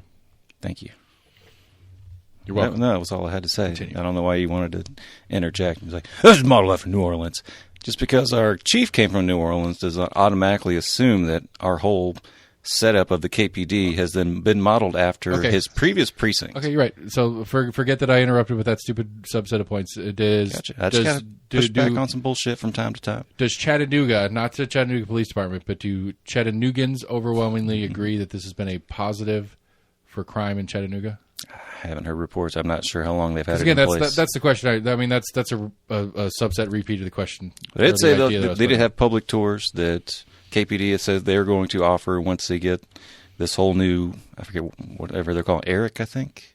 Oh. ERIC, I don't know. I would argue that a majority of law-abiding citizens don't really care. They don't even think about it, right? And I think most people who are just living their lives and doing their jobs that they're not worried about being surveilled because it doesn't. I don't think it even really crosses a lot of people's minds. And now with criminals, I think they care more. So, I mean, there is that too. I mean, okay. And there is a concern. I think Chattanoogans had that same thought of what happens to this because this may or may how long is it held? Right, because previous episodes we've talked about is that we have a bunch of license plate cameras around the city and county, which I presume will be included in this thing. And this company that does these license plate cameras for Knox County at large, or for the locality or whatever at large, admits to the idea that it's not just a license plate reader. Admits the idea that anybody with authority to access it can go in and say, I'm looking for X. Whether that's make and model, whether that's a color, even down to like roof racks, or it's a pickup truck with or without a camper top on the back. That they can go keyword term or key term, whatever the fucking phrase is, search, and that camera system will show them every time that vehicle, every time that any vehicle that fits that description has hit in their system, and so they can track a person, they can track a vehicle, as it were, around the county. Gotcha. Now, I guess my problem with this whole thing is that while on the surface, sure, that sounds like it makes sense. There we have a report that a murder occurred, and it was a white Tacoma pickup truck with a red camper top on at the scene. Let's search the system for it. But the same people who have that access are the same people that go into a McAllister's and get a girl fired because we don't know why. And that's my problem with it. Is at the end of the day, it can be abused. It can be, and it will be abused. It's not that it can be; it will be. It's not that it can. Somebody will use it to. It will be, and whether it's a simple abuse because I'm tracking my ex-wife around because she's been fucking my neighbor, or whether there's a whole divorce thing going on, and right, exactly. I see what you're saying. I mean, it's a good point. And so if you allow that to exist, period. You're allowing the abuse to exist, I guess, is kind of the best way I can boil down my objection. Is it will be abused, and we know it will be abused. It's been abused in some form or fashion in the past in other places. Let me expand it to like advertising tracking. Okay. There's no pushback on that. It's only the police that have access to your location where you are. I've said on air, and we've talked about this before, I take issue with Google or whomever just handing that over to the police if they ask for it. I'm talking outside of law enforcement. I'm talking about just ad agencies. We're not. There is as Matt Shears very explicitly stated a couple episodes ago, there is a difference between the government and private industry. Legally, there's a significant difference. I agree. In what they are obligated to do and not do, and rules that they are standards that they are set and should be followed by a government agency that is not the same set of rules that a business has. Am I going to sit here and try to pretend that private entities don't abuse my data, information, location, and stuff like that? Absolutely they do. I don't disagree with that in a second. But I don't get to vote for the people who make the decisions to make these things happen. Unless I own some shares in Google kind of thing, but that's a totally different little subset animal. I don't own any Alphabet, so I don't get to vote on that. Okay. So, I mean, again, you make a valid point, but there is a significant functional difference in Google and Apple and the state of Tennessee and Knoxville Police Department. I agree, and you could also argue what exactly their motives are behind said collection of data. Say the government was doing for prevention of crime, business doing it just to make more money and just because they want to. Okay. Or they can sell it to another ad agency and make some more money. And I can disagree. So, I mean, one, I could take stopping issue. crime. One just wants to make more money off of me or what information they have on me. And I can superficially agree. I'm going to lean towards the latter being a little bit more evil. I could superficially agree with the idea of what you're getting at, but that's not the reality. No, it's not? It's not. Oh, gotcha. Are businesses abusing it? Absolutely. But again, they have a different standard set. And in the... I would argue they have less scruples because last time you read that fine print of 100 pages of user agreement when you agreed to... No, I think it's terrible. I think it's terrible. It's a terrible situation we find ourselves in as consumers, that we are functionally obligated to agree to those things to function in the digital world that we live in. I think that's a problem. I think it's a problem that we don't have a lot of choices on trying to live in the digital world without them. And in order to really live in the digital world, case in point example is Google owns search engines. Like, it is the search engine. Yes, Bing exists. Yes, Safari exists. And Bing is making a real run with this Chat GPT bullshit add-on that's going on right now, but that's a separate conversation. Mm-hmm. But if you own a business, you have to be on Google, period. You have to manage your Google site, period. Whether you like it or not, Google's already started a page for you. Yeah. And you have to deal with the ramifications of what's on that page, if it's accurate or not. And so if you don't get in there and deal with it, and I see that as an issue. I'm not disagreeing with you, that is an issue. But where Google gets to sell that as a bonus, it's like, hey, we created this thing to help you out. And maybe in the future there will be some sort of legal repercussions I can have and say, hey, you can't create that thing without my permission because that is my business. And I can just not be on Google and deal with the ramifications of not having a Google page. That's theoretically a thing that exists. But it's not the government. Not yet, at least. Google is not the government of the United States. They own a few people, I'm sure. But that again, I think there's a fine line difference there, and it's an important distinction to make. Me surrendering, albeit not necessarily of my own volition, my data to Google is different than the state of Tennessee and KPD taking my information. I would argue our digital footprint is much bigger than our physical footprint on our day-to-day basis. Again, I don't disagree with that. Okay. So can we go back to the point Which was the cameras, yeah. KPD, who is an agent of the state, yeah, whom I elect the people to make the decisions on what they can and can't do, is doing a thing that I don't like. And I don't think it should be legal that they do it within the Constitution of the United States. Have you voiced your concerns? I have. And? No avail. Because I think Scott was dead on point is that most people don't give a shit.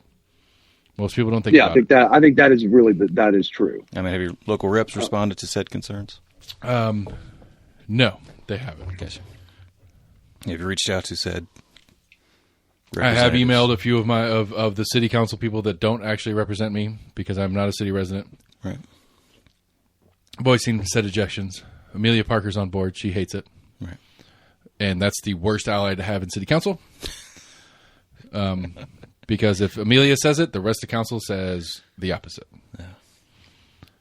But that's a hole she dug for herself. But but sadly, probably politically, like on a lot of issues, I'm probably in the Amelia's camp on them until it gets to like everything's race things, which I get parts of where she's coming from on it, but I don't get others. Like I can't justify the argument that like every single item that the city council puts up has something to do with race. You have to figure out how to make it a racial issue, and it's like don't need all. Yeah, I honestly I hate that stuff too in our politics. Like current day and age, I hate that stuff. I hate the race stuff. I don't like these issues just in general. Like the whole LGBTQ plus thing and how that's used politically. I just don't like it. Don't like it one bit.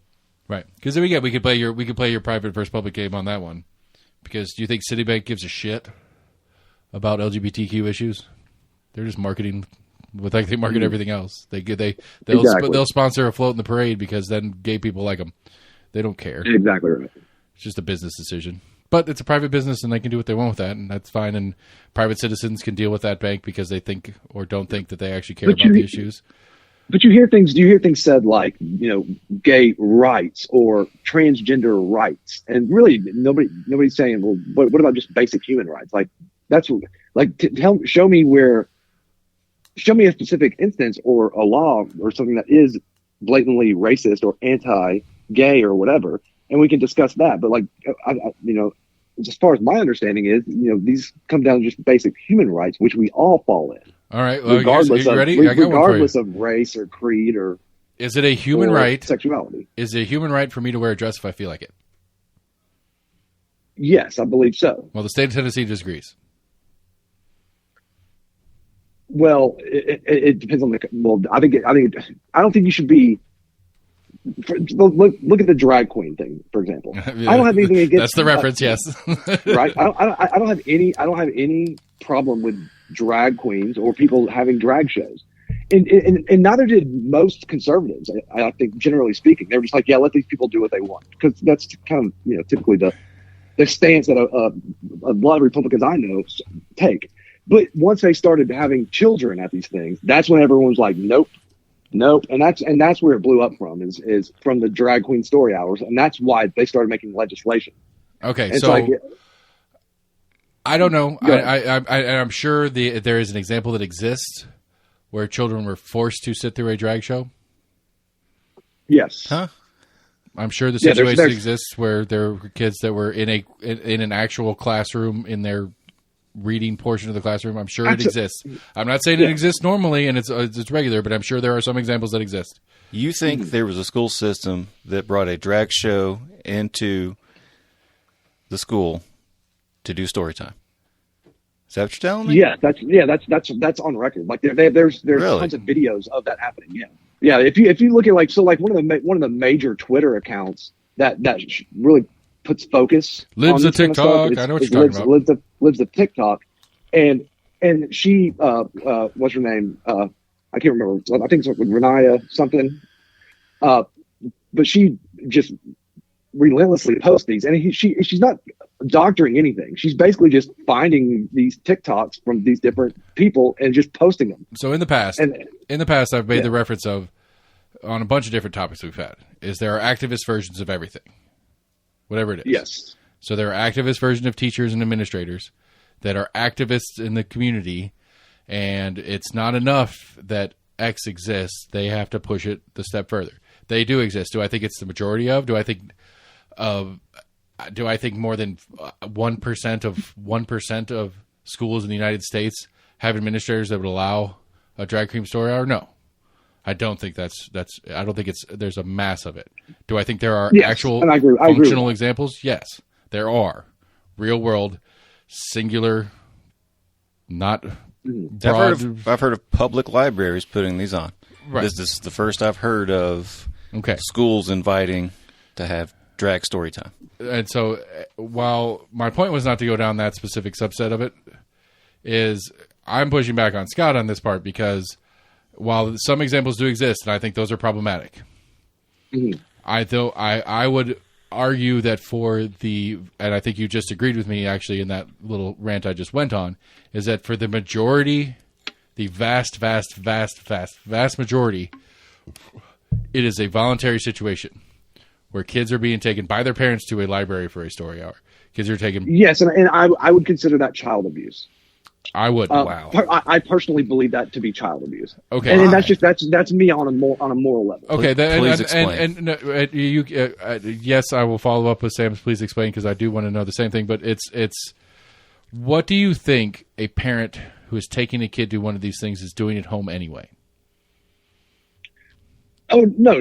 Look. I get where you're coming from. More importantly, what do you think the state of Tennessee, bureaucratic machine that it is, could do better?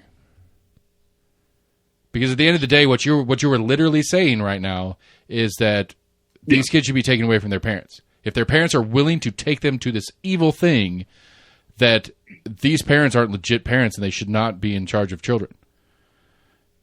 I mean, I think there's a good argument for that. I think. Okay, look, well, if a parent showing a kid a dude that wants to wear a dress is a moral evil, the state of Tennessee putting kids under desks in office buildings to sleep because they don't have anywhere else to fucking put them, or aren't willing to spend the money to build anything to put these kids in, I'm going to go with, hey, that's a dude in a dress. Sure. Yeah. So if and look, and I get that. I get that. My point is, and I'm not even necessarily saying like, yeah, the state should do that. I personally believe that it's morally wrong and that it's child abuse. Like that's just what I'm saying. I never said that. Yeah, I think the state should. It's not like physical child abuse, but I do think it's.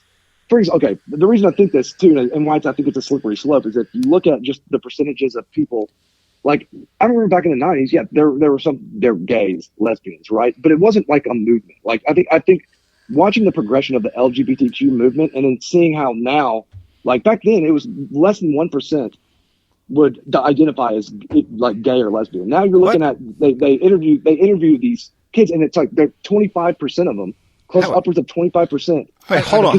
How long ago to be LGBTQ? I don't think. Hold on. I don't think that that's normal. I don't think that that's just naturally happening. I think agree. That's a sign of like indoctrination or something that's deeper. I don't agree with indoctrination. I agree that's all I'm saying. I agree that there's a fad at play here. I don't. There's no way the math makes sense that there isn't some sort of, and I think realistically, if we're going to go down the indoctrination-ish rabbit hole thing, is that it is a celebrated thing, and that we forgot how to celebrate individuals as actual individuals. We celebrate them as some sort of subset of demographic. Yes. Because this is identity politics at its worst, and I agree with you 100% on that. Because the idea is that we are in this weird world where the most subset of a demographic that you can create yourself to be, the most celebrated you will be by the public at large. Not truly, but the subset of public that actually gives a shit about this kind of stuff. That's the problem, is that now it's become a celebrated thing, and it's like, I'm a low self-esteem kid.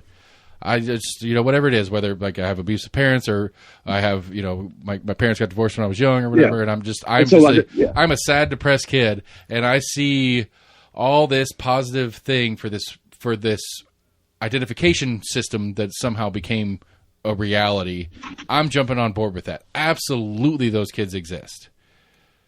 I think it's a very small fraction of that it's just, as you like to call it, fad. I don't. I lean more towards it. the public at large is finally becoming somewhat acceptance to it. I think you saw it with the hashtag #MeToo movement. Of once finally people started coming out and admitting to the sexual violence that had happened to them, more people found the courage to say, you know what, this happened to me too. I'm tired of hiding this from everyone else. Came from? Me Too? Do what? No, I'm just a bad joke. Gotcha. So you think that there's way more people who are actually gay, trans, or queer, or whatever, bisexual, all that's always existed in higher numbers, and it's just everybody was closeted. But now, because we've let it become acceptable, now everybody's just free to say that they are. And before they were hiding it. Yes. I don't buy that. I don't buy that at all. Because because I remember. Like, yeah, there were people that right. Were, you said that how long ago are you estimating that 1% of our population was gay? Yeah, it's not. There's never been a gay movement. We didn't have there was never an AIDS movement in the 80s and 90s. Well, okay, look at the demographics, right? So how many if you take a poll of people who are 70 to 80 years old, what percentage of those people would consider themselves LGBTQ in comparison to people who are 15 to 25 years old? I mean, but what percentage of those, male or female, still think that the woman's job is to raise the kids and be in the kitchen, and that it's okay if a woman backtalks you and you give her a backhand across the face. Thanks, Sean Connery. To act like the nuclear family isn't the ideal family structure is just foolish and wrong, in my opinion. Because I think because civilization exists, and in pretty much every other culture, that's been a standard for thousands of years. Like, it's not that. I don't think it's a weird thing. So what's the most? So I think women's roles. What is considered to be one of the top 2 or 3 cultures that has influenced Western civilization at large? Well, sure. I mean, the Roman culture, right? I mean, there's a lot. Or the Greeks, I think, where like it was obligated Greeks, to take a male lover through their army system. Sure, yeah, I know this stuff. But yet civilization still exists. Yes, but my point is that I don't think that the current culture. I think it's being indoctrinated, or there's something else going on that's causing it. I don't think it's that these people are actually. There's that many actual. LGBTQ people. Everyone's that's what I'm saying. I don't agree with. I agree with the subset of the point. I think there is an elevated number of trans, especially in the youth set of things. I think there is a fad in the trans subset of it. I think there are truly trans people. I have a sister by law who used to be a brother. I have a best friend's daughter who is now his son, and I believe both of those. I know those people personally, and it makes sense to me. I acknowledge it, and I see it in those people. I think body dysmorphia exists. I don't. If an anorexic person tells me they're fat, I'm not going to say you are fat. You should go on a diet, right? Just the same idea as if somebody's like, well, I'm actually a woman, and I'm like, no, I'm not gonna play into that, into your body dysmorphia, because I still consider it like it used to be. Because you know them better than they know themselves. As a mental illness, right? They're mentally ill now. I look at it the same idea as. Should they be committed? I'm not going to tell. Should they be committed? No, I don't think they should be. But they should be able to live their lives as they choose. Lots of people with schizophrenia are on medication and they're not committed, and they still can live somewhat normal lives. Can you? Depending on the severity of it. So when it comes down to, I mean, again, like I'm not opposed to you addressing an issue as you see an issue. That's fine. But are you suggesting that there should be some sort of legislation in place to stop things from happening for people that want to make it happen for them? I think there should be legislation in place for surgeries for minors. Yes, because your interpretation of what a kid needs is better than the parents. I think because it's irreversible, and because a lot of the people who do transition, especially when we're talking about just the trans community, a lot of them are detransition, and they already have a super high suicide rate, 7 times higher than normal, And there's no. And I agree that here's another problem. Here's another problem is that we have no data to show, because we never did this in the past. We didn't do this to children in the past. There's no data for it, because in 1950s nobody was, putting their kids on hormone blockers or like transitioning them. I agree. So I think it's really dangerous. Sure. And I think that a lot of people, especially young kids who like got boys who like to play with dolls and have feminine kind of, things that they go towards, they end up just being gay. I think it's wrong for a parent to be like, oh, well, he says he's a girl. I mean, my 7-year-old says he's a girl, so we're going to make him go ahead and put him on puberty blockers, and he's a girl now. Whereas that's a child. Like, you let them go through puberty and grow up, and they'll probably just be a gay. Now, personally, I feel where you're coming from. If you're an adult and you want a sex change, go get one. If you're 18 years old, you want to go get you want to do that to yourself, you're an adult, do it. I only have a problem with it when it comes to children, especially. But personally, I feel where you're coming from. I do. I've made this stupid argument. Sam doesn't like it. About sports parents. Baseball is always the one I pick on. I think that's child abuse. Yeah. I think those parents who are living out their baseball fantasies because they were the high school superstar, but they never made it to the big leagues, who were playing out those fantasies on their kids. I couldn't disagree with that more. I think sports is completely different. So I think sports is great. It's great for team building. It's great to build confidence in kids. I think I do disagree with that. Okay, so the advocate parent that you were saying is the abusive parent who will go down the advocate road for transing a kid is complete opposite of the advocate parent that will abuse a kid into sports that they may or may not even want to be in because they don't know how to say no to their dad. Oh, no. Okay. That's a different situation. Okay. So it's like a lot of kids won't even tell their parents that they hate a sport. Like I was listening to, I can't remember which podcast it was, but basically their kid played soccer for a year and the mother and father were like, they thought the kid liked soccer. And at the end of the year, they're like, man, that was the worst. I hated soccer so much. They're like, why didn't you tell me? Like, you don't have to play soccer. I think a lot of sports parents, they just want what's best for their kids. And if their kid's like, well, I hate the sport, most of them will be like, oh, well, we'll just do something else. Let's try swimming. Like, I think that's a vast majority of parents who want their kids to be active. And I think a vast majority of parents, when their kid comes to them and tells them they're actually a girl when they were born a boy, their initial reaction is going to be like, this is a serious thing to talk about. I don't think the vast majority are like, oh, well, you think you're a girl? Here you go. Let's go pump you up full of meds and do all that other kind of shit. But another thing, okay. What was it? What's the name of this? There's facilities where they actually take people for this to get them on the puberty blockers and everything. There's like a right. We used to have Vanderbilt here in the state of Tennessee, but that's been shut down. No, I've seen the thing. It's a very specific term. I'll have to look it up at a later point. But there was only 2 or 3 of these back in 1998, and now there's 200 plus, and all of it is about putting people on hormones or basically coming up with a medical plan. So it's people providing the service that's the problem, or it's the demand that's the problem. No, I think it's the demand and then the service that's propagating it. I don't think the service isn't there to be like, hey, let's not do this. I like my beer, and there's people that service my beer once all the time all over the place. It's not their fault that I like beer. It's them being good stewards of the economy. The idea that places exist to do a thing doesn't mean doesn't necessitate that the thing is good or bad. It just means that there's a demand for it. And again, I agree with you. I agree with you on the front end. I think there is some fad to it. Why is there such a demand for it?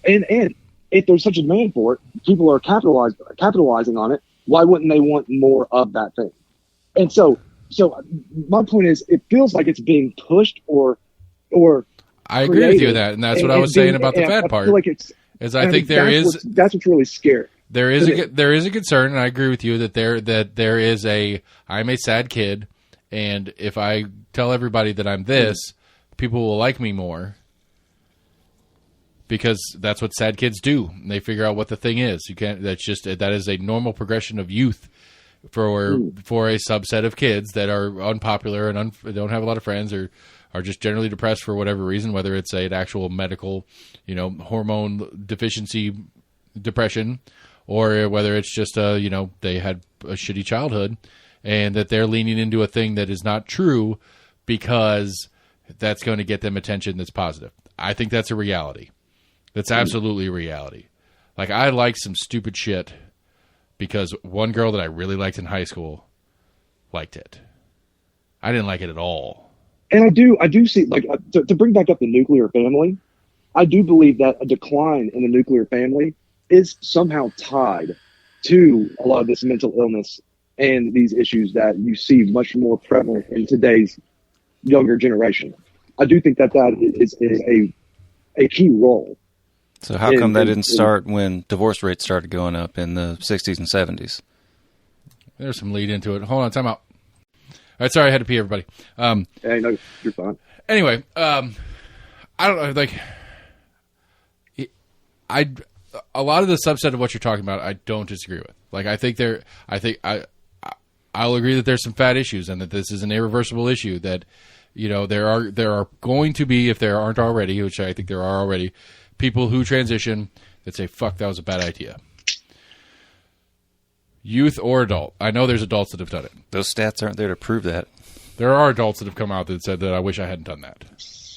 Yeah, now, I'm sure there's many numbers. people that have had plastic surgery, they're like, I wish I had that nose job done. Michael Jackson was pretty sure that last 3 nose jobs was a bad idea. After his nose collapsed down. But I think that's a good I think on the whole, yes, I think the number one A is as an adult. If we're going to agree that 18 is the adult age, which we don't agree on that, but at least for the parties in conversation right now, I think 18 was the number thrown out, so we'll stick with it. I think as an 18-year-old, if you want to do a thing, great. And I think me as a parent, if my kid comes to me with that, it's going to be a real big, long conversation. And I think I would be leaning towards we could do some stuff. I'll get you whatever you want to wear. I'll do all that kind of stuff. But when you want to do a long-term physical thing to your body, you're going to do that as an adult. I'm not doing that. So you're against hormone blockers? Yeah. I've had multiple teachers insinuate. What about for non-transition related issues? I've had multiple teachers insinuate to me that my kid needs to go on to Ritalin or Adderall. Okay. I'm not putting my kid on Adderall. I don't think it's a good idea. I think there are long-term issues with kids on Adderall, and I don't want to do that to my kid. And I would rather deal with my kid graduating with C average or whatever it is, maybe taking an extra year to get out of high school because he has attention issues and whatever, than to put him on that shit long-term as a kid. I agree with you. And so that's but to me as a parent, that is a trade-off that I'm willing to deal with as a parent. And it's going to, if it comes to some shit like an extra year of school or something like that, that's going to be a serious social issue and all the different stuff that he's going to have to deal with for that, I'm going to have to deal with the repercussions of my kid probably hating me for it. But that's the way it goes. Right. And I don't see the difference in a hormone blocker therapy or surgery for that matter. I'm saying outside of transition, just a medical doctor saying, you have a diagnosis of this, we need to put you on what would be, it's the same drugs that would be considered puberty blockers for, a young girl at the age of 9 is already going through puberty. I don't know. And they just want to slow that down. Thankfully, but right, but I'm saying in that case. I mean, it'd be a long conversation of like what's if puberty blockers are across the board banned. I'm not advocating for that. Or someone... I'm not advocating for that either. One of my previous partners had a heavy bleeding issue that basically that birth control was the only thing that slowed down her bleeding issue, which she also had low iron deficiency. Or was anemic. I'm confused what you're asking right now. Start over. We started our subject. I'm saying it, and outside of the whole quote unquote trans issue of these medical procedures. I'm not opposed are you against that? Because when this I'm not against any of it existing. I'm not against the trans parts existing either. I personally wouldn't go down that rabbit hole with my kids on this particular one. Now, had I had a daughter, and this is the thing, and my wife and I have the conversation, and we figure it out, and we say this may be the best or not best thing for them, we'll have that conversation. I want the right to have that conversation, I guess is my point, whether it's a trans issue or other. I want the right to have that conversation. Like when and I don't want to go down the COVID rabbit hole hard here, but when the conversation started floating that there may be vaccine requirements for kids to go to public school, that was a conversation my wife were having on whether we were going to put our kids through public school next year or not. Because I want to have the conversation about what I'm putting into my kids, not the state of Tennessee, not the federal government. I want to have that conversation. Completely agree. And I want the right to or not to do those things as a parent.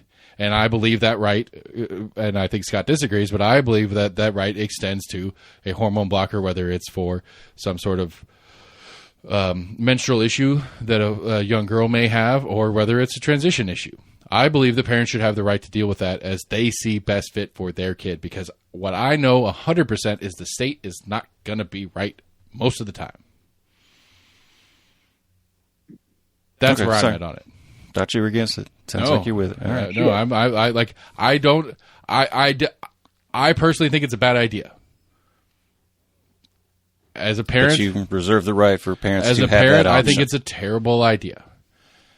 But as a member of a community, what I do know is that I don't know about what's going on in your house. And I'm not going to pretend like it's my right to tell you how to do your house. Mm-hmm. And and to address yours, Scott, whether it's a child abuse thing or not, I think there's I think it's an important line, and I don't know that it's perfectly illustrated as we are sitting here talking, but I think there is a pretty specific line that needs to exist on what is and isn't abuse, and I don't know about this one. This one just doesn't quite fit the bill for me. And if it doesn't, since it doesn't fit the bill for me as actual abuse, like punching, kicking, not feeding because you pissed me off this morning. Sure. If it doesn't fit that bill for me, I'm not willing to let the state control that for somebody else. And and again, I think that's the important distinction to me, is that this is whether the state has the right to make this decision for me or not. And there's a very short list of things that I think I'm okay with the state making a decision for me. And when I say for me, I mean for me in the at-large versions of me that exist everywhere. Not me personally. Sure. No, I get it. But me in the sense that there are other dads out there, there are other moms out there that are having serious conversations as a couple or as a single parent on what to do with their kids, because it's an insanely complicated, ridiculous thing that exists. Because of all the things that should require a permit, this one doesn't. I gotta get permission from the state to drive a car, but I can have kids all fucking day long.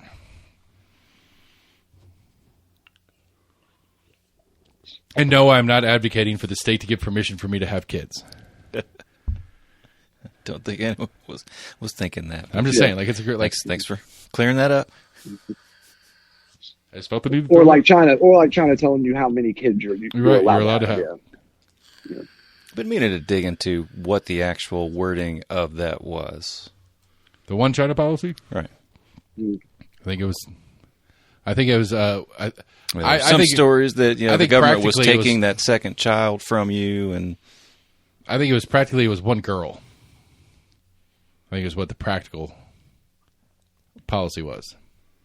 Or I think you were allowed like one male, and then you could maybe have a female, or you could have a female, and you could have a second. You could have a fucking 1,000 of them. Huh. That was that was kind of the practicality of that I heard. So you're kicking out boys.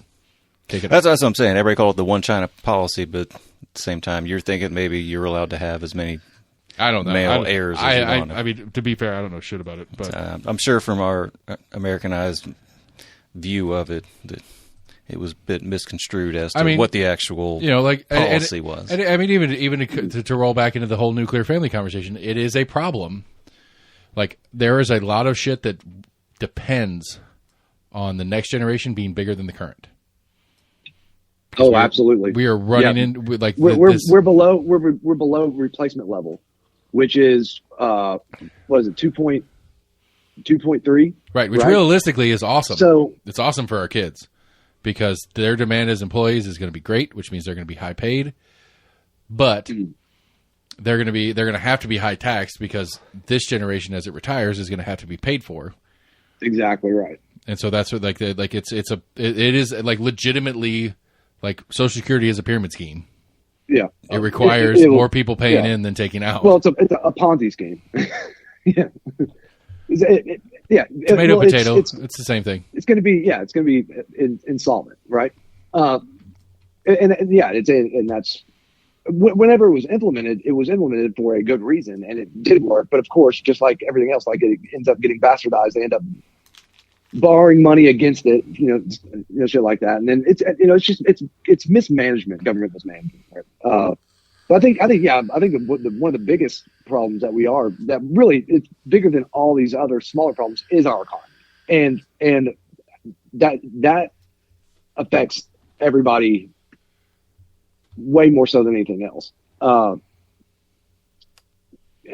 with Russia and China on the move, and dude, we're screwed. Right now, have you seen the Iran-Saudi deal? Yeah, I saw it. That's scary. I mean, it's not. It's great. It's realistically, in a completely absent of any dependency on any portion of the conversation, it's not that big a deal. But I would hope it brings a little bit of stabilization, but it could go either way. It ain't good for us. It's not. Well, I think the number one goal, I think, of China is to be the superpower, and what that actually means is they want the yuan to be the global currency. Right now, it's the dollar. Everything's built off the petrodollar. And that gives us the power. That's what gives us the ability to give sanctions, right? If the yuan becomes the global currency, they're gonna have the power to put sanctions on us and then have control over America. So I mean, it's the implications of it are very scary because China's a very different country. But then again, I think people overestimate just how powerful they are, right? Like, so they have a workforce of. Well, their workforce is 250 million people. Or no, I'm sorry, it's 450 million people. It's more than the population of the United States. Yet their GDP is 1/4 of the United States. They build entire cities and then have to tear them down. like China's a fucked up place in comparison. But whenever you have then building a military. Like what do we have? We have 17 aircraft carriers or something like that. Yeah, I was watching CBS. I was watching CBS nightly, whatever their nightly news is or whatever, and there was like a whole segment with like an admiral and some shit talking about. And it was interesting. I don't understand the strategic military importance of Taiwan not being China or whatever. It's because that's where all of our microchips come from. For all of our high end right, but even in a flat tactical military standpoint, between Japan, and it's because the South China Sea. It's because the South China Sea is a major shipping. Right. If we can't have strategic control over Taiwan. Or inverses, if China can't have strategic control of Taiwan, that it limits their ability to get in and out of the South China Sea. I didn't realize that until watching that. But yeah, they were having the whole conversation about like the comparative military power of our Navy versus their Navy. And it's like, what a weird, random thing to have it was a long segment on this newscast. Mm-hmm. And as I'm watching, I'm like, why are we talking about this? Like, it was just weird, and, now realizing some of the other parts and pieces at play, it's literally, it was a puff piece of saying, hey, don't worry about it. Our Navy's good. Anything that China wants to do, our Navy's going to take care of it for you. Relax.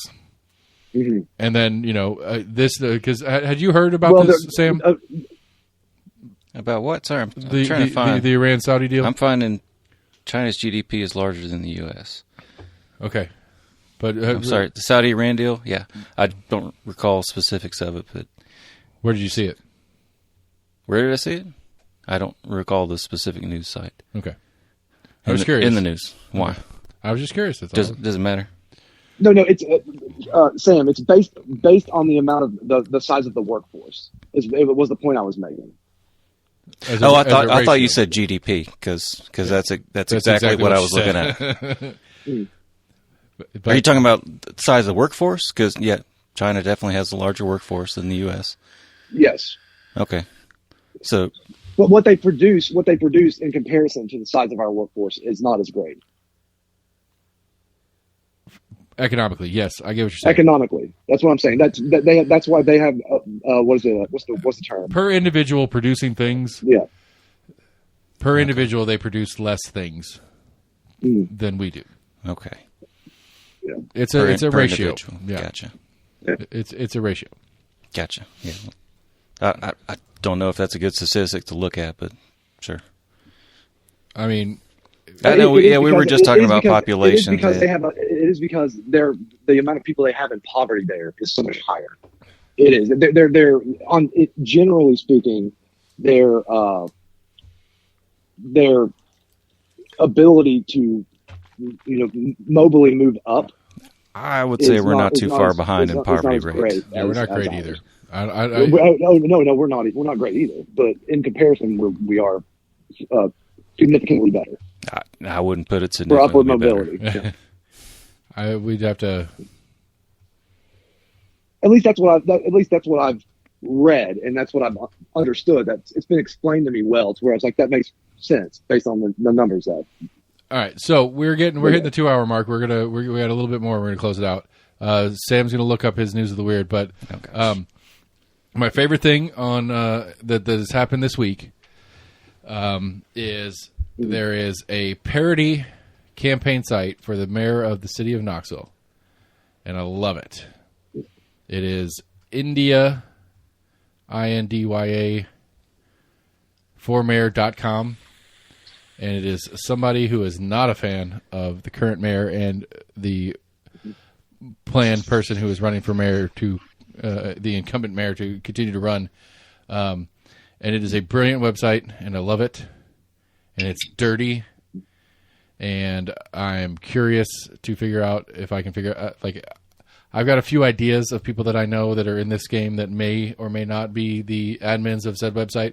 But for our great listenership, check out IndiaForMayor.com. It is great. It is hilarious.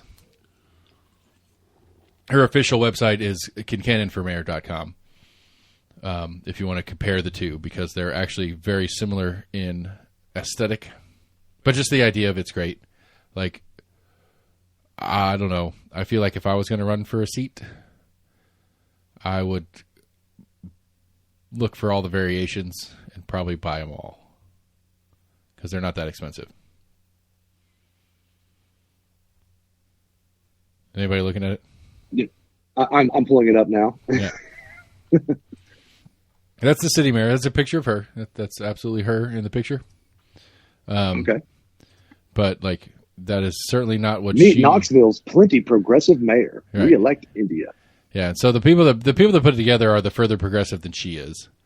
As you read down, it's pretty clear because they put her as the, gentrification, pricing out the poor kind of stuff.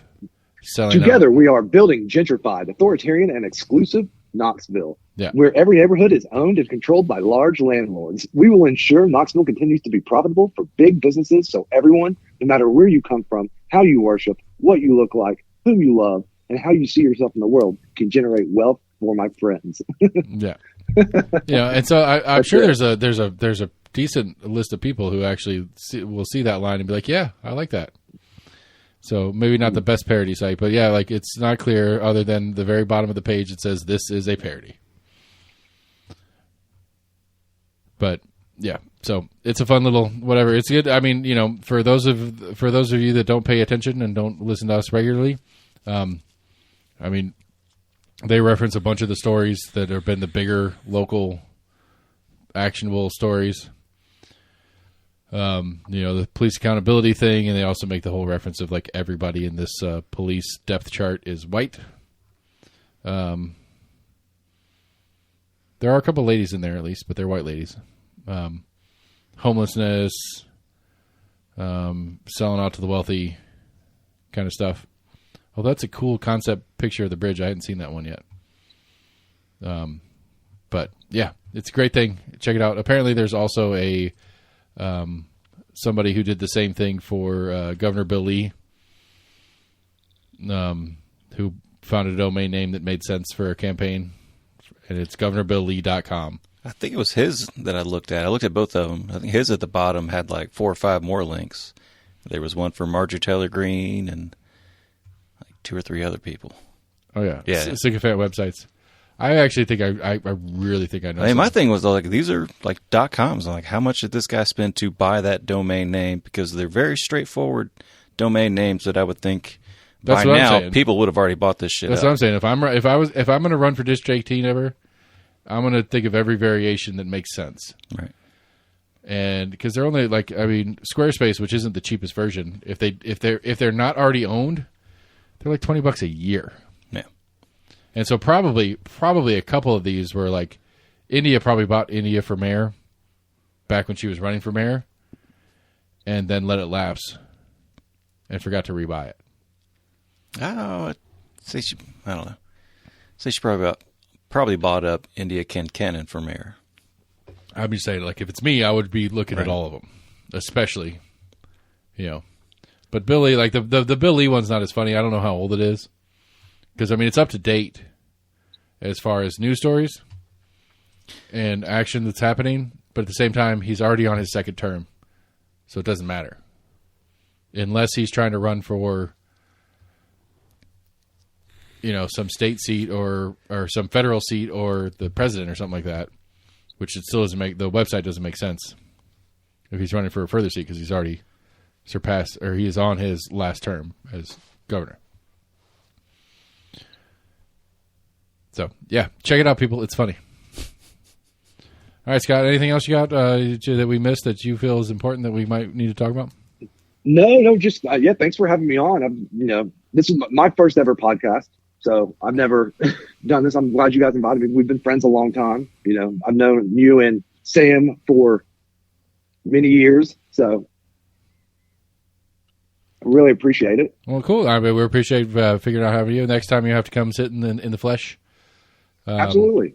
And it's way easier because when we all have to pee, it's easier to pause as a group instead of having to. We got nice mics. Try to time it out. I got a decent studio built. It's not too shabby.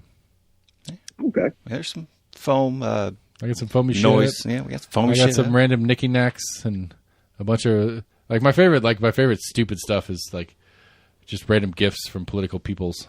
Fucking Macklemore. Yeah, I've got my stupid Macklemore thing everybody makes fun of, but I'll turn my back on that asshole. I've got a Trump and a Biden mask that was given to me by local party chairs, which is really funny just because like the 2020 election was middle of the pandemic and. As political fodder, masks became part of that thing. And so, I have some history, some random stupid history. All right. So, Sam's News of the Weird. There it is, everybody. Sam's Funky News of the Weird. I forgot that was that button, but I'm going to keep it. That's excellent. You want to do it again? That wasn't too bad. Yeah, ooh. Supreme Court. Sam, choose on. Bring it on. Supreme Court chews on Jack Daniels dog toy dispute. It's actually something that has made it up to the Supreme Court of the United States is talking about a Jack Daniels chew toy. Yep. Well, please enlighten us. It comes down to, I guess there was a company that made chew toys shaped in the iconic shape of a Jack Daniels bottle. Oh man! What's the case? I don't understand. I heard about this. It's a trademark case. They're being sued, right? Yeah. Jack Daniels is suing them. Yeah. I guess they made a chew toy. Let's see here.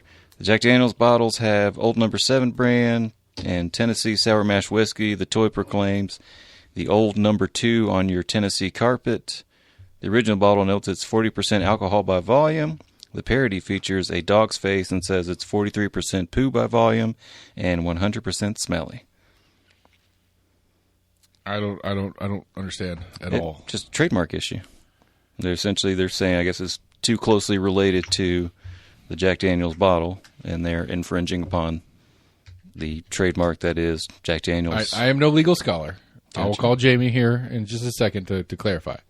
But in my limited legal knowledge, I don't think it's made it up to the Supreme Court without some kind of case. But go ahead. In my limited legal knowledge is when a trademark case has value, it's because the defendant, which would be the chew toy company in this case, is using the trademark to profit, and said trademark is confusable by customers.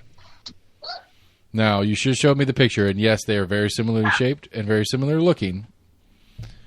But I would imagine that it would be very hard to find a person who would be confused when buying that chew toy and there was not Jack Daniels in it. I would see that and assume that that was officially licensed or in coordination with Jack Daniels whiskey as a layperson. I see that. My first thought is, yep, Jack Daniels. I don't disagree with that, but... Like, that's cool. Jack Daniels is making dog chew toys. But you would also be thinking, that's a tough one. Because I still think, to me, it's that you would have to... I mean, it's your name and likeness. But you would have to be thinking that you are going to get Jack Daniels out of that thing. Because Jack Daniels is not the bottle. The bottle is trademarked, but the Jack Daniels is the whiskey. Right. And so to infringe on their copyright would be to infringe on the idea that I'm getting... Like, if Jim Beam, or if I made some shit whiskey in the basement here... I mean, I would say you would have this... in a bottle... I'd say you would have the same case if another just gin maker made a bottle that was shaped like that with a black and white label that was similar font to it. You would probably still have this same case. That was too... But the product, but the actual product is similar enough to make that argument. The actual product is not similar enough in this case. You know what I'm saying? Again, I'm not a legal scholar, and I'm assuming it has not made it through, an appellate court all the way up to the Supreme Court without some kind of legal standing. I haven't dug much into this case. I've read a little bit of it when I saw this the other day. It's kind of funny, though. I like it. Yeah. It's good news of the weird. All right, everybody. That's the show. Scott, thank you for coming, buddy. It was a good time. Thanks for being here. Thank you for having me. We'll do it again in the future. It was fun. We're Almost Agreement. AlmostAgreement@gmail.com. Find us on Facebook, on Twitter, on YouTube.